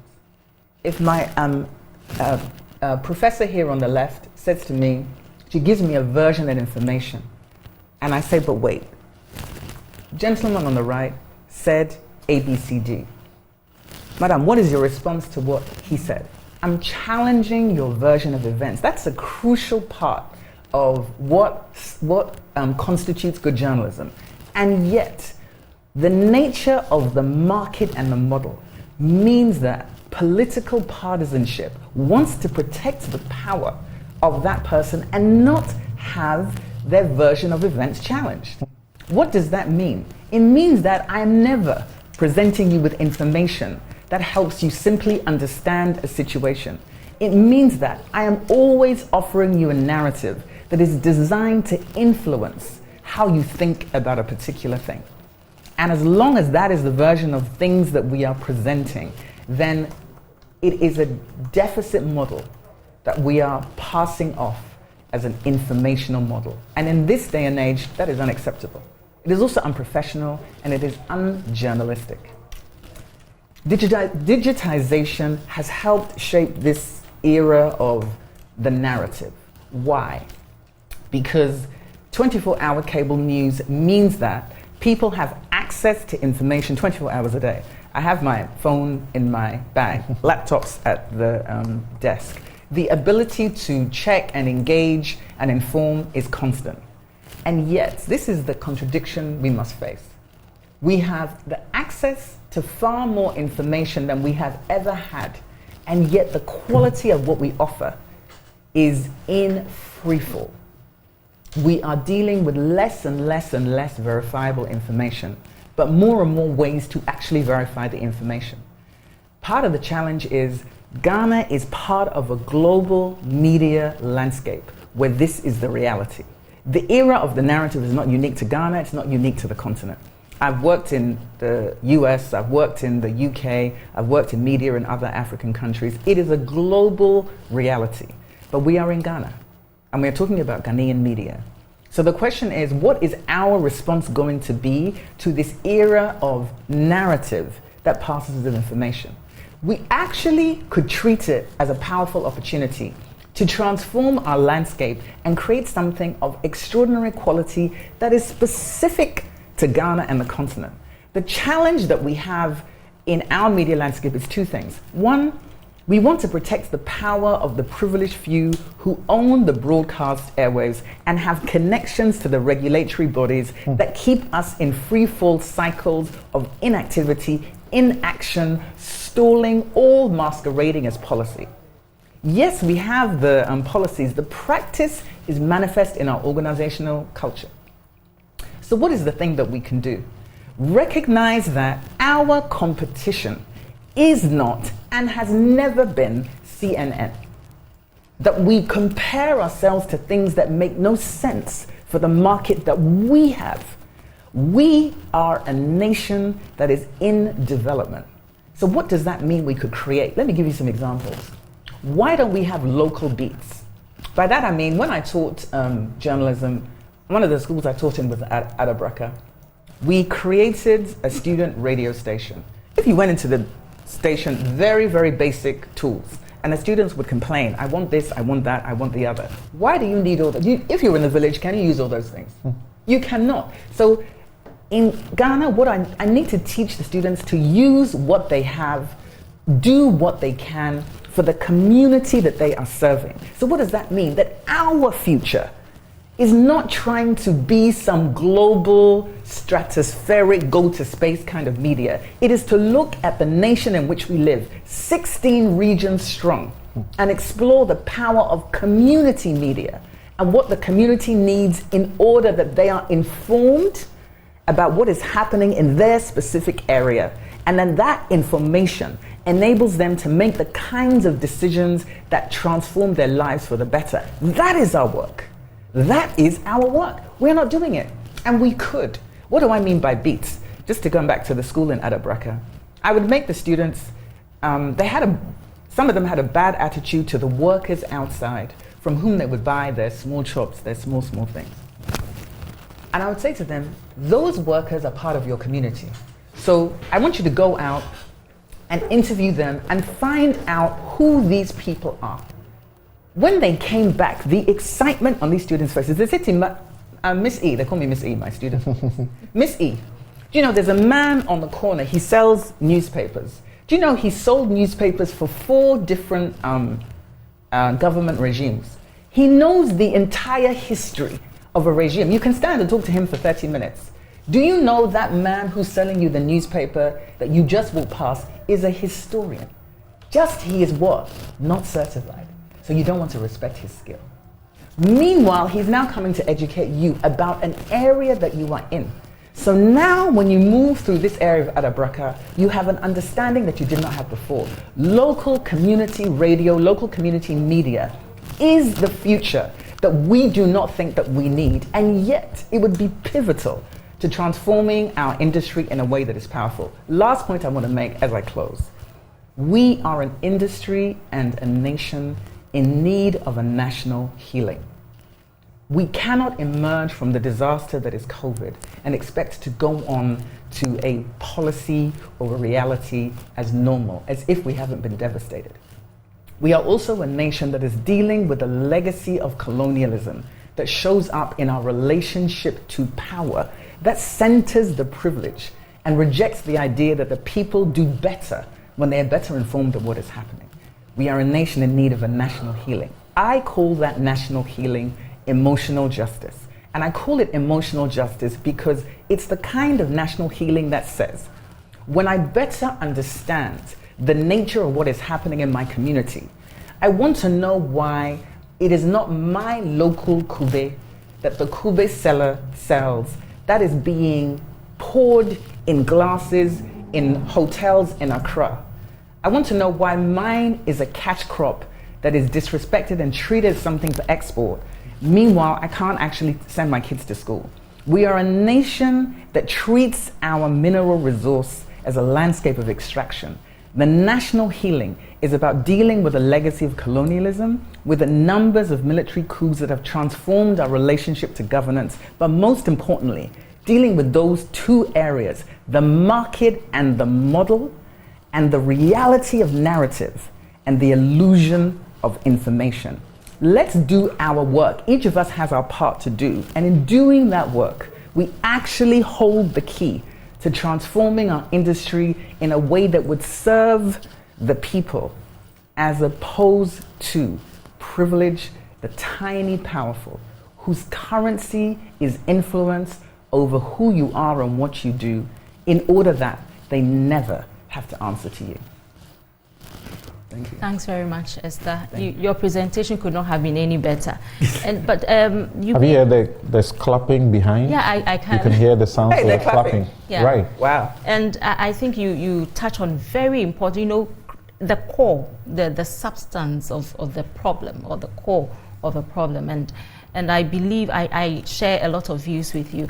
The question of being over-certified with limited skills and the rest, and you sadly backlashed educational institutions. Mm-hmm. I think it's also a question of accreditation processes and the requirements for accreditation for at the tertiary level, which is that for anybody to teach in the university, you have to be a PhD holder. Right. And so it's taking out those, unless they come in as maybe guest lecturers for a day or 2, but to bring industry, people with wealth of experience into the classroom is a bit difficult.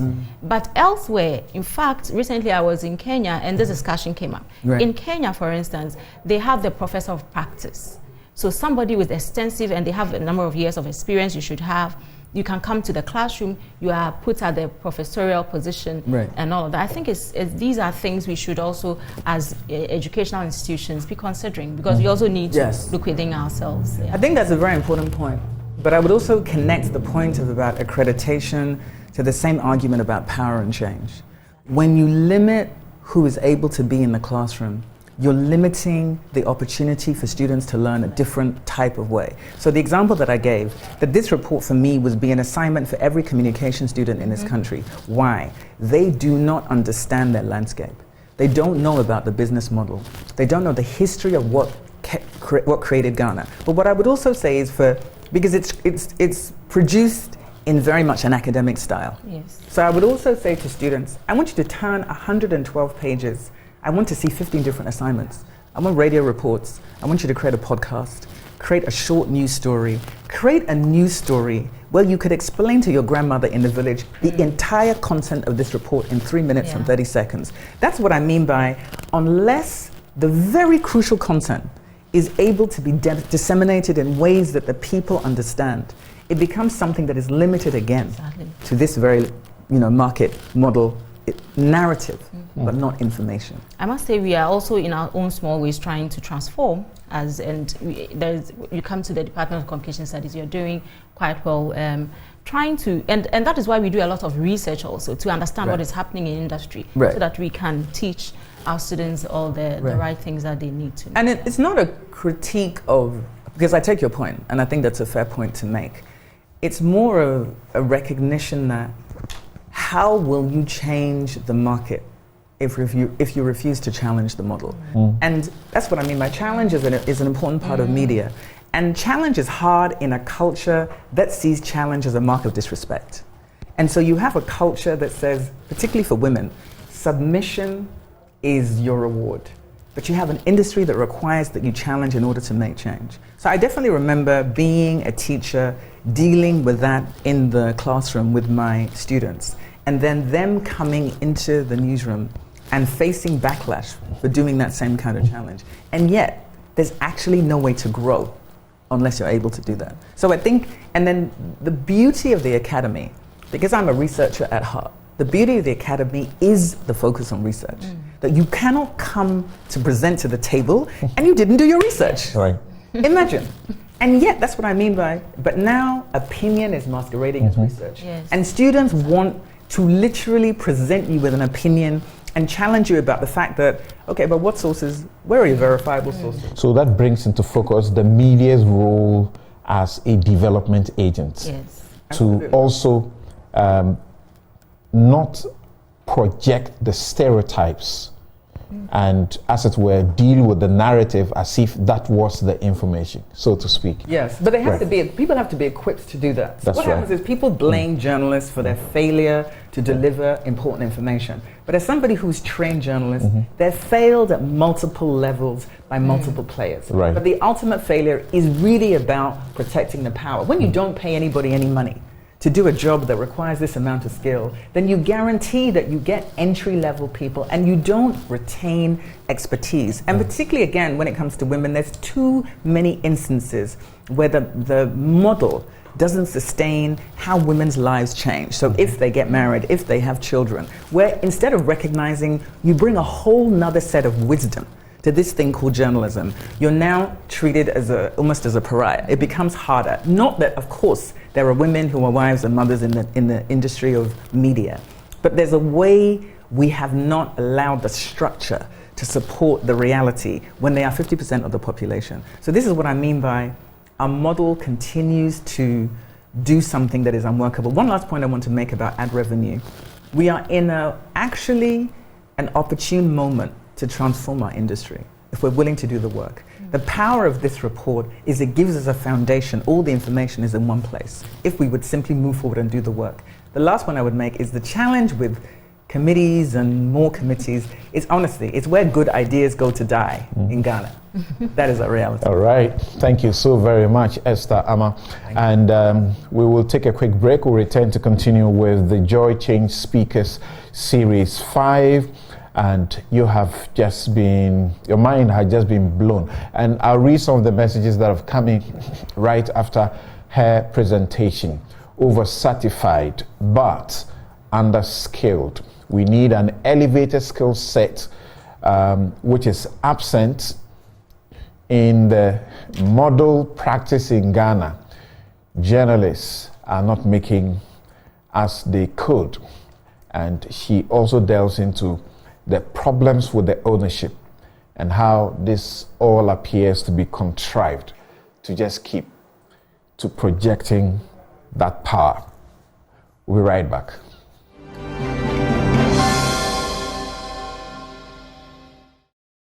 You're welcome back, and this is the Joy Change Speaker Series 5, and we hope that you really have been enjoying what you have been hearing. I have been here doing the hosting with my co-host, Dr. Theodora Dame Ajintete, who is also a contributor to the research, one of the researchers for the production of the State of the Ghanaian Media Report 2023, which brings us this conversation. So I'll just looking through the questions, the issues that were raised by Cecil Sonko-Mills as regards, funding and their financial problems. So I was looking at the portion that you did, financial viability of the Ghanaian media, and the suggestions that you ended up making, which could help the circumstances.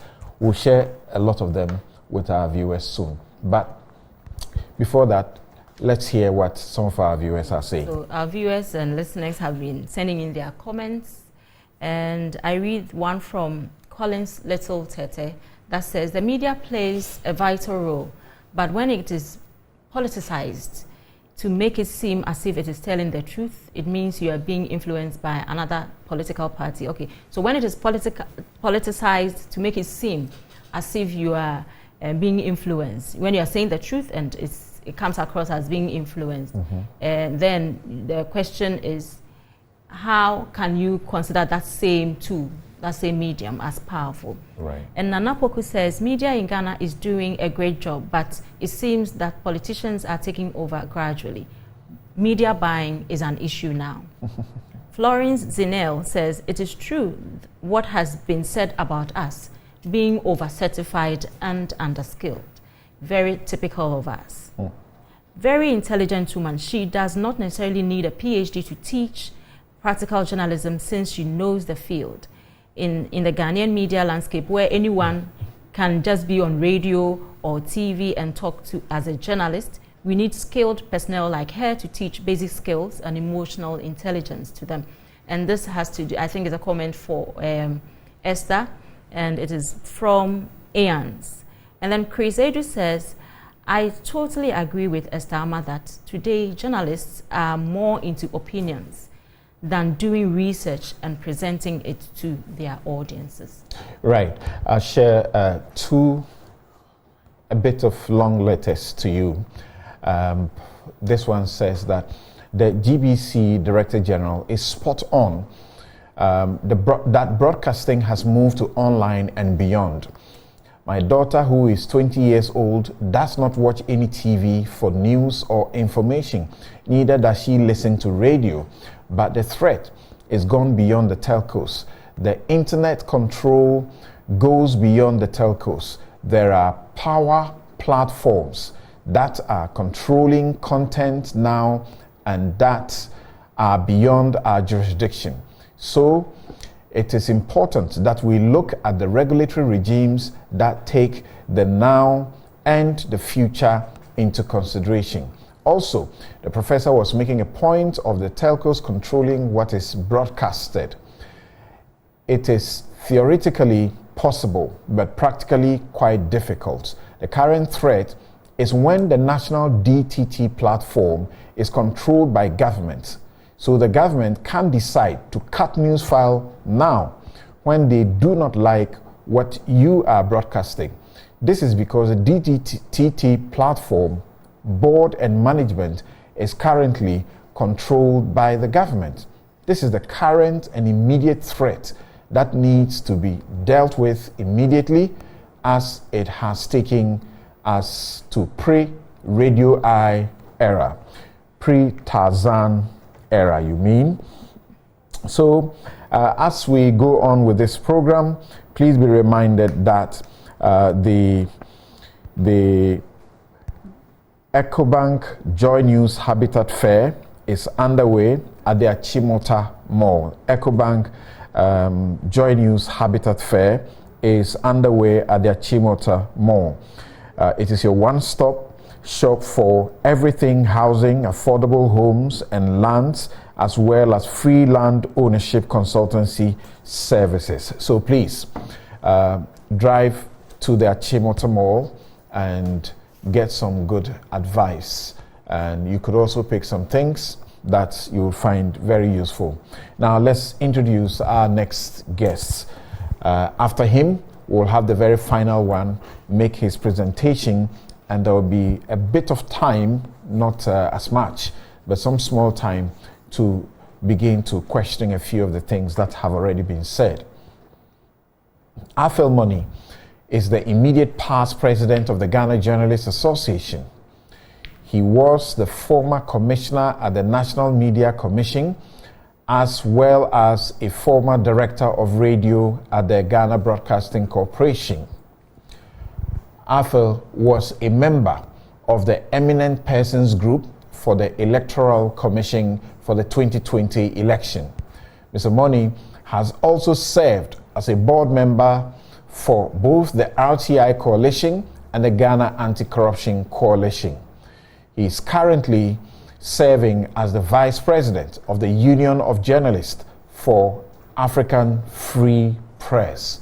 One of his major concerns has been that everything must be done to ensure that critical journalism survives and that it is not killed. Thank you very much for making time to join us. The floor is yours now, sir. Thank you, Samson. Thank you, the previous speakers. Thank you to those on standby. And let me start by narrating a lousy incident which happened on public transport from Accra to Takoradi. For the class of hours that the journey lasted, a lousy radio presenter decided to inflict a lousy program with this lousy topic. The impulse to urinate or defecate, which is more serious. And for hours on end, people called to the program to share their lousy experiences relative to the topic.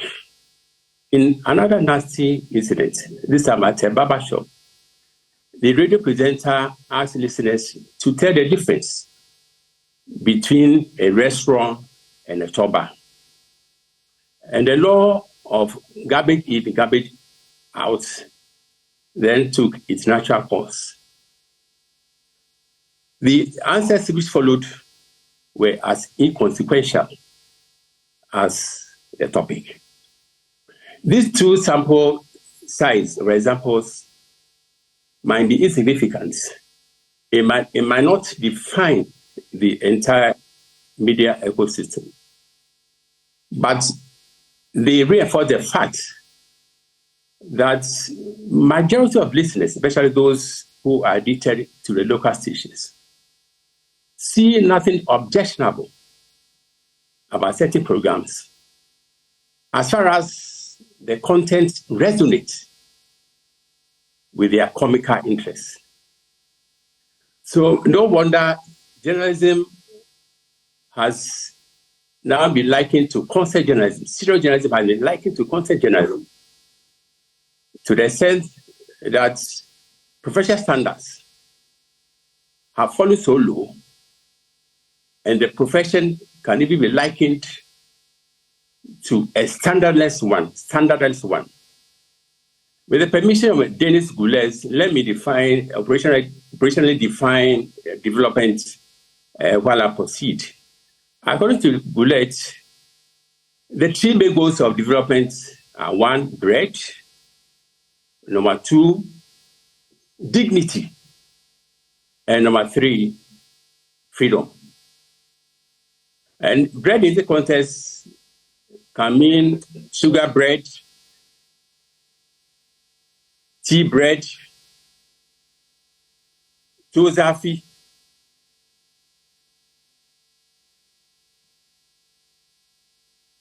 abolo, kenki, fish, and other staples of national appeal.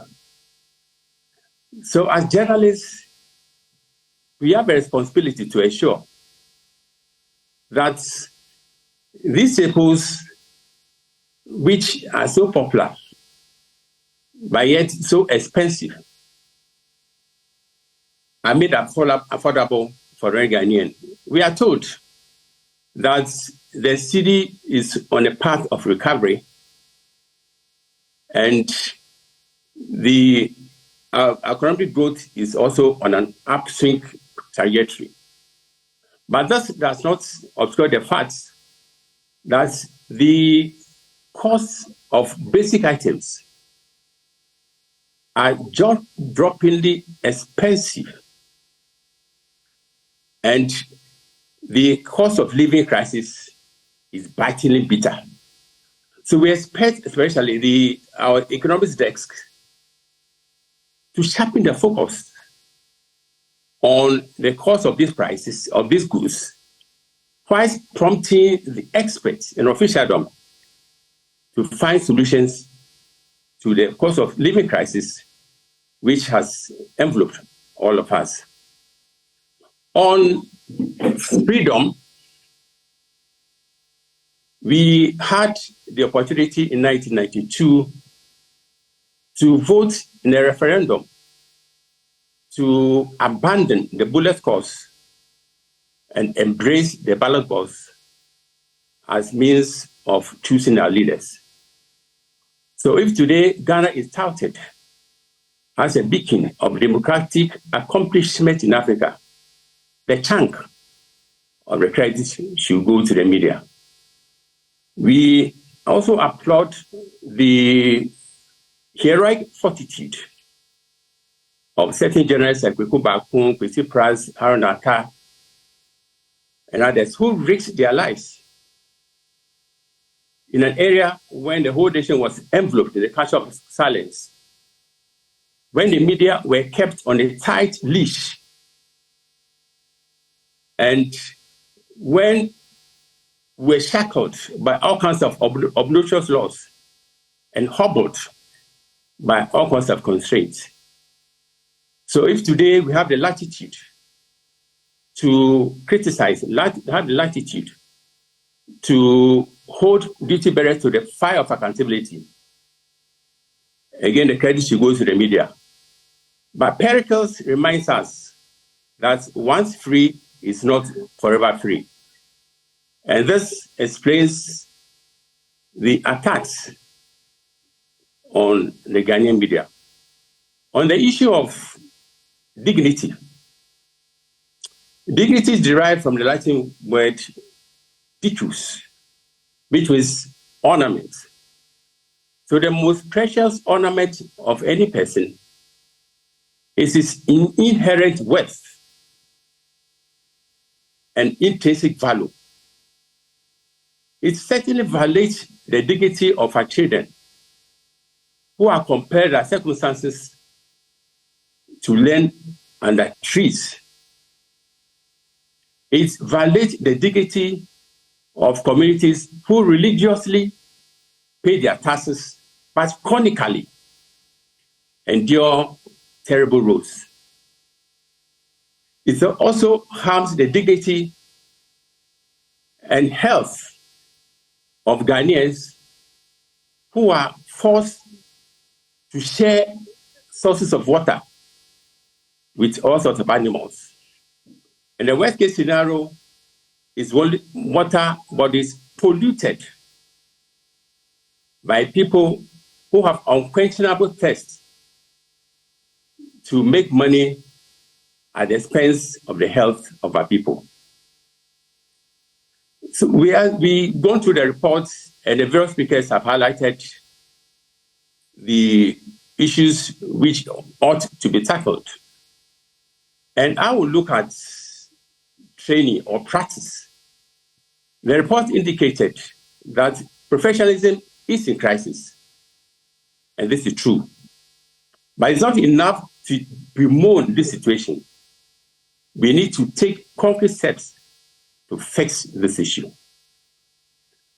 a number of centuries ago, the famous American publisher and editor, Joseph Pulitzer, ignited a huge furore when he said, journalists are educated and not born. In those days, it was fashionable for journalists to train by osmosis or to learn on the job. As a result, Pulitzer was pelted with verbal stones for igniting such controversy. But with the confluence of time,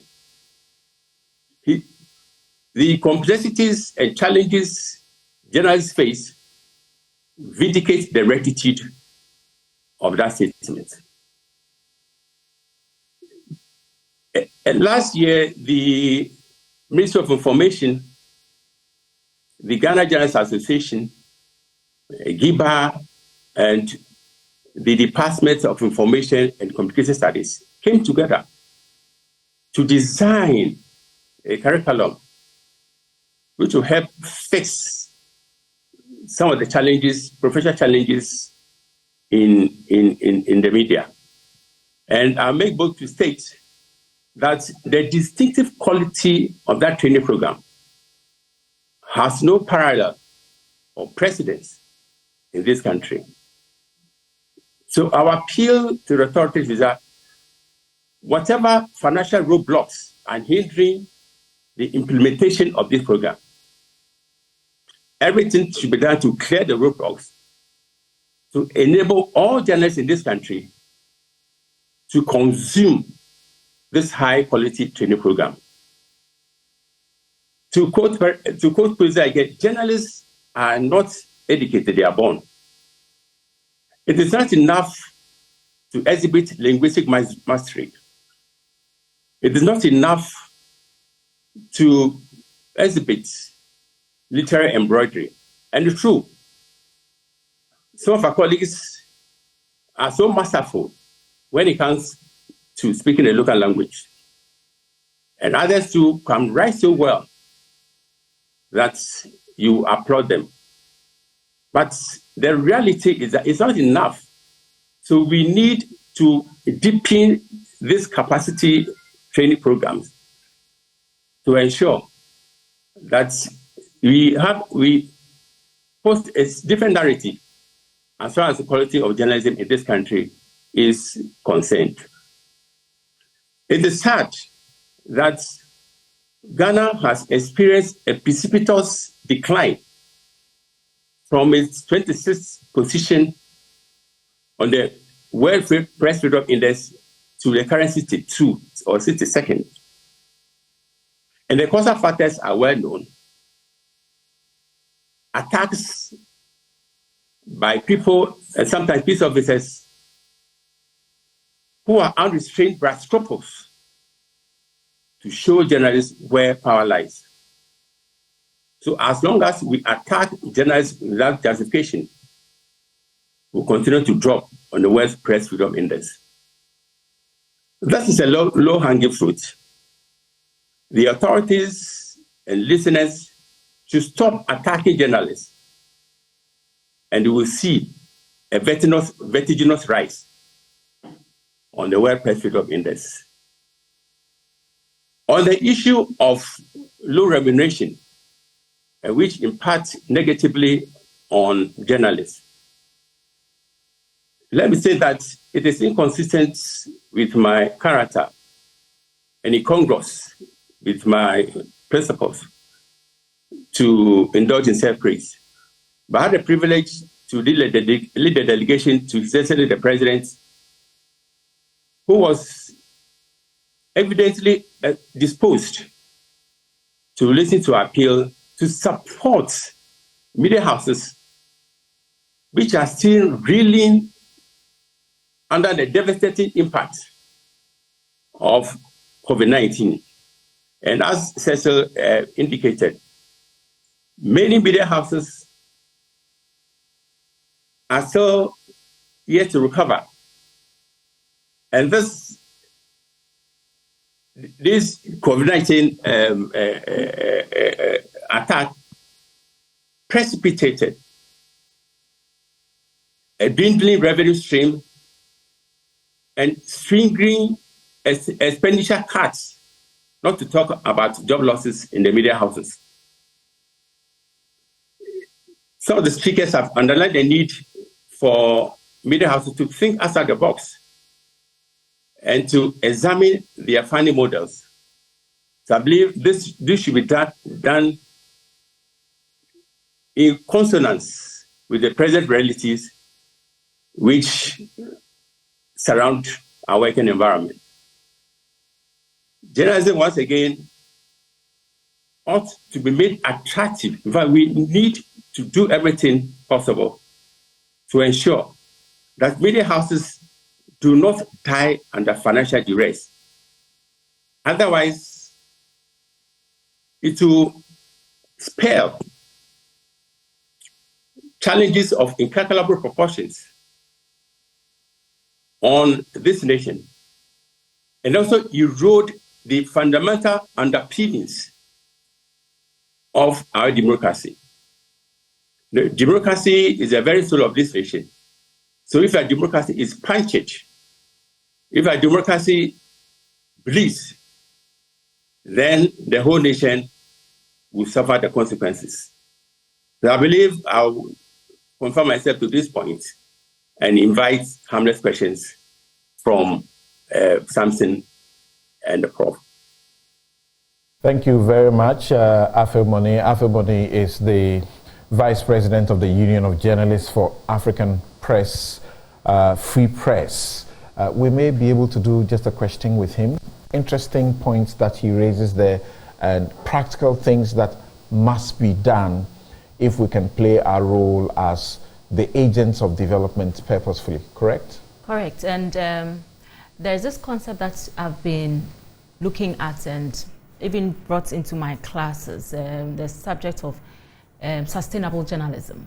And when Mr. Moni mentioned the issue of the types of, the kinds of engagements that go on various media platforms, and you begin to ask yourself, how can this bring about any development that we are looking beyond the mundane, right? Yes. So I think that, and that particular concept is very crucial in even ensuring that we are linking not just the economic issues, but we are linking the environmental issues to the implications on the economy, as well as our contributions to even the environment. So all our problems, I believe, will somehow be solved. Right.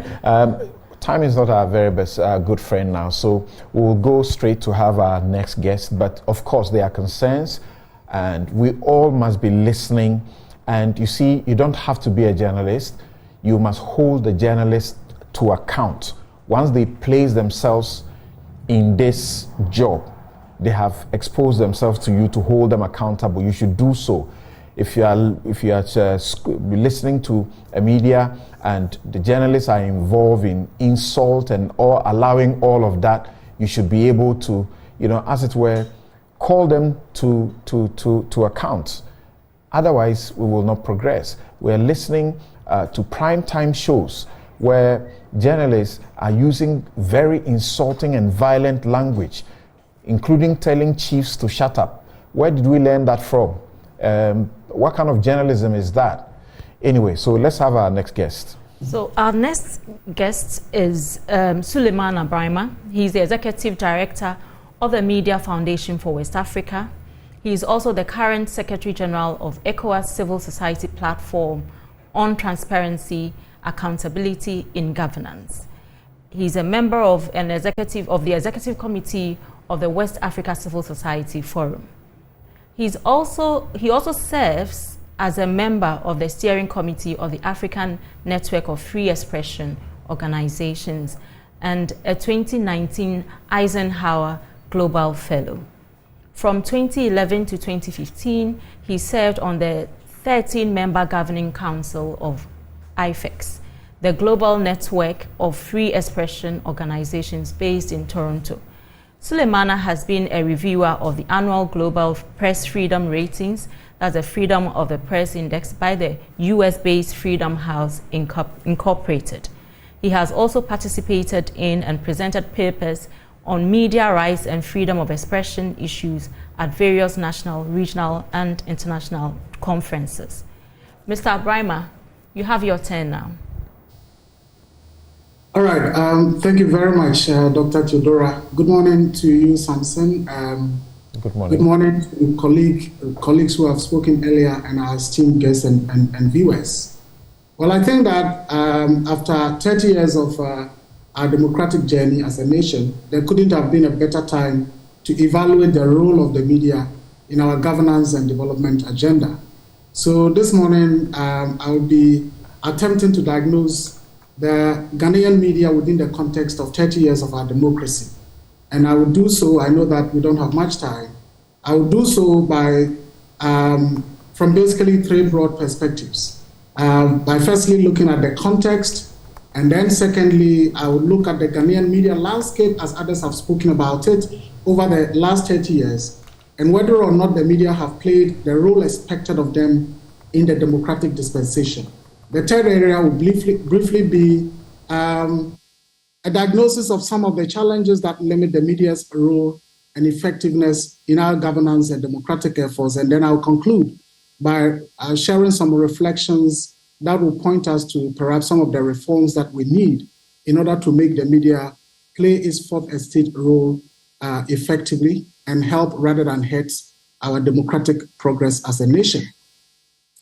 Well, I think earlier speakers have made the point that there is a historical link between governance and development and the media sector in our country. So right from the colonial days to the post-colonial era till what we have now, there have always been an agenda for the media. And that is why, for example, Dr. Nkrumah, even before the independence in 1948, set up the Accra Evening News, and right after independence set up the GNA, the Ghana News Agency, the Ghanaian Times, and then subsequently the Daily Graphic in 1962. These were all attempts to ensure that the media are utilized as a critical player within the national governance architecture at that time. And so in recognition of the role that the media have to play, every government in our nation, whether military or civilian, has sought to use the media in one way or the other. The difference has always been that military regimes would always prefer a repressive architecture that would get the media to be a propagator of government's agenda. And then on the other hand, civilian regimes have tended to appreciate the need for a liberal environment that would enable the media to thrive. And so coming into the Fourth Republic in 1992-93, it was clear that the framers of the Constitution were of the view that Ghana's democracy would thrive better if the information ecosystem is such that it would allow people to disseminate their views freely and enable public debate in a robust way and ensure that public opinions are mobilized and consensus built. The makers of the Constitution also certainly were convinced that what was needed for the attainment of an enlightened society was a free, independent, pluralistic media ecosystem rather than a repressive environment that prevailed under the PNDC at the time. It was also deemed that such a free media landscape was necessary for the attainment of the cardinal aspirations of the Constitution that are outlined in Chapter 6 of the Constitution and designated as the directive principles of state policy. For me, it is therefore not surprising that the current Constitution grants such expansive freedoms and independence to the media. And I believe it was Dr. Animwa Yeboah who talked about the fact that, look, various clauses under Chapter 12 of the Constitution talks about there shall be no censorship, no impediments to the establishment of the media, no licenses required for the establishment and operation of the media, no governmental interference or control, and editors shall not be punished for their views expressed through the media. Even though there are limitations, of course, within the Constitution on the grounds of national security, public order, public morality, and respect for freedoms and rights of other persons, as is contained in Article 164 of the Constitution, there is no doubt that the drafters of our constitution genuinely wanted a free, independent media landscape. But of course, we do recognize that the constitution does not grant these media freedoms and independence just for the sake of it, because it imposes a constitutional duty or obligation on the media. And Samson, you stated that in your introduction, that the constitution says the media shall be free to uphold the principles and objectives of the constitution, and not just that, but they shall also uphold the responsibility and accountability of the government to the people of Ghana. So I think it is important to make the fundamental point that when the media and journalists are acting in ways to hold government and appointees accountable, they are simply performing a constitutional duty. And that takes me to the second area of my submission, which is to look at the media landscape following the guarantees of all these freedoms and independence, and the critical issue of whether and how the media have played the roles expected of them within the last 30 years of our democratic enterprise. Now, in terms of what has happened within the landscape, it is obvious that since the Constitution came into force in 1993, the media landscape has unsurprisingly witnessed very significant changes. The broadcast sector in particular, as others have alluded to, has perhaps witnessed the most dramatic change. For example, prior to the 1993, there was just that single state-owned, government-controlled at the time, radio and television network operated by Ghana Broadcasting Corporation. 30 years on, this has changed. In fact, the latest available figures by the National Communications Authority indicate that as at the end of 2022, there were 513 radio stations on air. And I'm talking about those on air and not those who have acquired frequency authorizations to operate, which are around 700 plus. The number of TV stations within the same period has also increased from just what we knew to be GTV, that single station, to 117 stations now. And in fact, I believe the figures would have changed between end of 2022 and now. The print media ecosystem has experienced the same thing, and the online space, as Professor Amin and others have also spoken about it, has also had dramatic changes. For example, as at the year 2000, there were just about 30,000 internet users in Ghana, according to World Internet Stats. The number increased to 10.1 million by 2017 and 16.9 by June 2022. And then, of course, there's also the ever-increasing penetration and access to internet, mobile phones, and so on, which is enabling people to access diverse content even beyond our borders.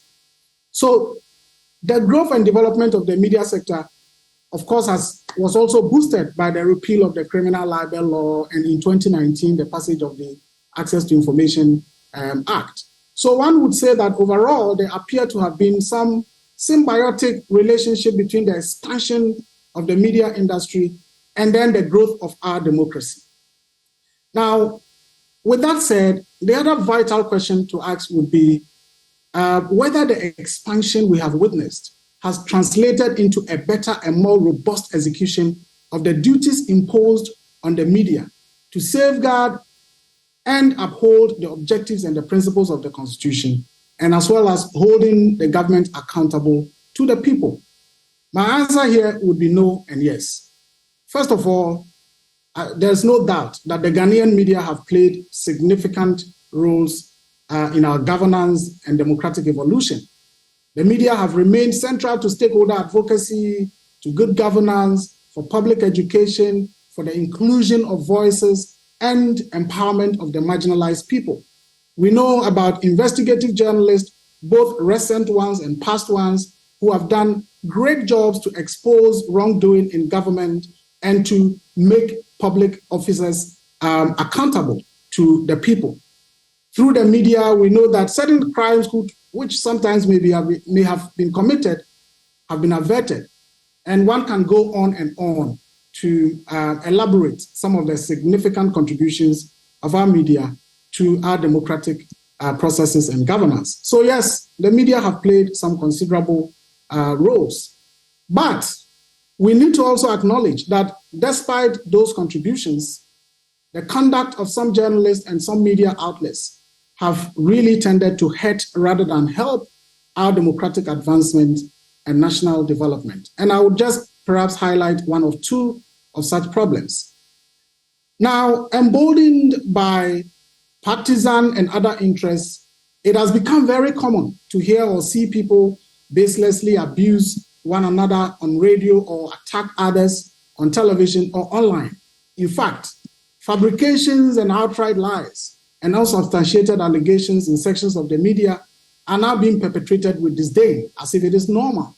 And sometimes it is done to suggest as though the constitutional guarantees of media freedom also guarantees media recklessness. But as we all do know, that is not really the case. And I would just want to illustrate, for purposes of clarity and provide an example. From June 2020 to May 2021, for example, the MFWA monitored and recorded 1,754 incidents of unethical conduct on just 10 Accra-based local language radio stations. Now, just 3 of those stations, 3 out of the 10, accounted for 83.4% of those ethical breaches.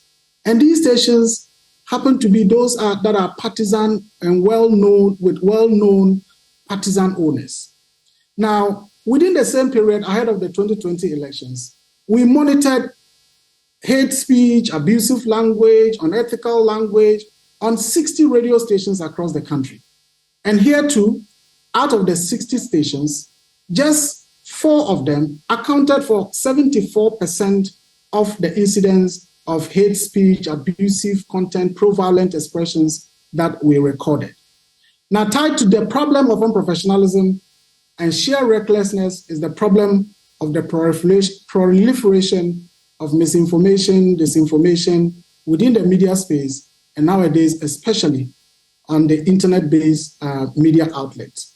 And then connected to the above are other problems that sometimes limit the capacity of the media to exercise or execute their mandate as required of them within our democracy. And I would again just basically list a few of them. First is the issue of attacks, threats, and abuses against journalists, which unfortunately has been on the rise over the last 5 years. For example, between 2017 to 2020 alone, we recorded 74 incidents of media rights violations. This means that this translates to more than 1 incident every single month of an abuse against journalists. And these, unfortunately, have continued even beyond 2020. The unfortunate thing is that they happen with impunity because perpetrators are not punished. This certainly has the tendency of nurturing a culture of self-censorship where journalists are unable to really do the work that they can do. And under the circumstances, it takes only courageous journalists to be able to do what the Constitution requires of journalists in terms of upholding the government accountable, the government and appointees, and of course, everyone accountable to the people of Ghana. The second is an issue that a lot of the earlier speakers have talked about, which is the non-transparent allocation of frequencies. Non-transparent, but also partisan. When the NDC is in power, frequencies are dished out to NDC folks. When the MPP is in power, it is the same. Someone would say, but what is the problem with that? They are Ghanaians. Yes, the problem is that nearly all such media outlets exist, usually not for the business of journalism, but basically to serve the parochial interest of their owners and the political parties that they are affiliated with. Practices as such media outlets, therefore, are guided by partisan interest rather than journalistic ethics and the national interest. Now, the final and perhaps the biggest issue that I would want to share is the absence of an effective media regulatory mechanism. Again, other speakers have spoken about it. But I believe right from the beginning, we were aware. And I would want to reference what Justice Afre said in 1993, in March 1993. This was just 3 months into the operationalization of the Constitution. And he said, And this is late Justice D.K. Afre. And he said, the institutional framework within which independent broadcast stations will have to operate is yet to be set up. This was 1993. Obviously, and I'm still quoting him, the Media Commission, that is the NMC, will have an important role to play in the establishment and development of such a framework. The measures it will need to take to ensure the establishment and maintenance of the highest journalistic standard in the mass media will affect the quality of service provided by the broadcasting services. He goes on to say, and I quote him again, in the end, it will be the responsibility of Parliament and the Media Commission to strike a proper balance between order and license, between the constitutional aim of non-governmental interference and the preservation of the cultural, social, and moral values of our nation, unquote. Unfortunately, 30 years on, a legal framework within which the hundreds of radio stations and the proliferation of the digital media, as well as the television networks that we are having, within which these networks should operate, does not exist. There are no laws regulating radio and television broadcasting standards in Ghana, even as the sector keeps growing and getting complex by the day. Apart from the legal lacuna within the broadcasting space, there is also the problem of the inefficiency and incapacity on the part of the National Media Commission, which is the regulator. 30 years I must say that 30 years after its creation, at this point, the Media Commission has become really powerless, it is under-resourced, and it has become moribund. And we need to say it as it is. At the moment, in fact, one can safely argue that the National Media Commission is hardly living up to its obligation of, as the Constitution says, and I quote, taking all appropriate measures to ensure the establishment and maintenance of the highest journalistic standards in the mass media. And this is provided for under Article 167B of the Constitution. These days, in fact, decisions of the Media Commission are sometimes disregarded with impunity by media organizations and journalists against whom such decisions are made. And there are several examples that one can cite. But the NMC would say, go and retract, apologize, and they will sit on that same network that was used to commit the infraction and say, to hell with the NMC. There was even an occasion where a member of the commission, who was the editor-in-chief of a newspaper representing Primpire, her media organization had done something that the NMC deemed unprofessional and unethical. And the instruction was retract and apologize. What was done was that the next day, an editorial was written within that same newspaper, chastising the NMC and accusing the NMC of bias. And this is a commission that the editor-in-chief of that newspaper was a member of.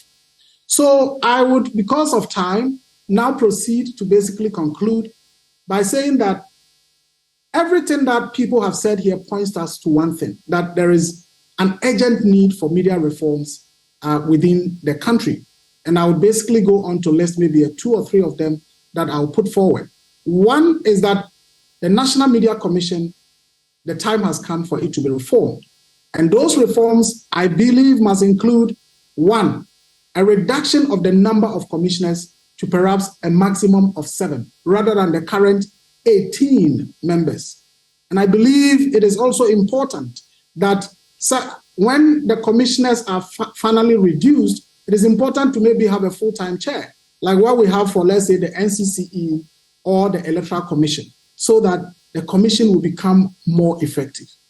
Beyond that, it is important for the commission to have, powers to sanction erring and recalcitrant media outlets and journalists. Because what is the point if they have no power to rein in recalcitrant journalists and media organizations? And then, of course, the NMC must be adequately resourced going forward. The second point is what people have said, the need for the broadcasting law at this time, because without a law to regulate what is happening, we are basically getting ourselves into a situation that would be a mess for all of us. The third point is that there must be transparency within the allocation of frequencies by the NCA.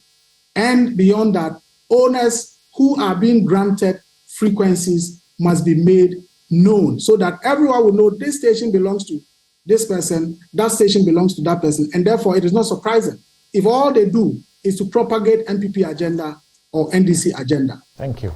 I believe the state must also take immediate steps to improve the safety of journalist conditions in our country. And then the final thing is that it is important that we continue with the media capacity building efforts that the various institutions and organizations have been embarking upon over the years. And I would want to end here by thanking all of you and to say that to our audience and viewers, thank you very much for the privilege of your company. Thank you. Thank you very much, Sule. Thank you very, very much. Those are very insightful recommendations, and I believe that this discussion is mainly for us to take on the recommendations, most importantly, diagnose the illnesses and then find solutions, and the solutions are the most important here. Right. Thank you so very much, Dr. Theodora Dame Agentete, my co-host. It's been such a pleasure having you, and I've got good messages coming in my way, and also expressing thanks to you for co-hosting the show with us. Thank you very much. Thank you very much. So this has been our show for today. That is your Joy Change Speaker Series 5. I'm Samson Ladia Yanini, and she is Theodora Dame Agentete.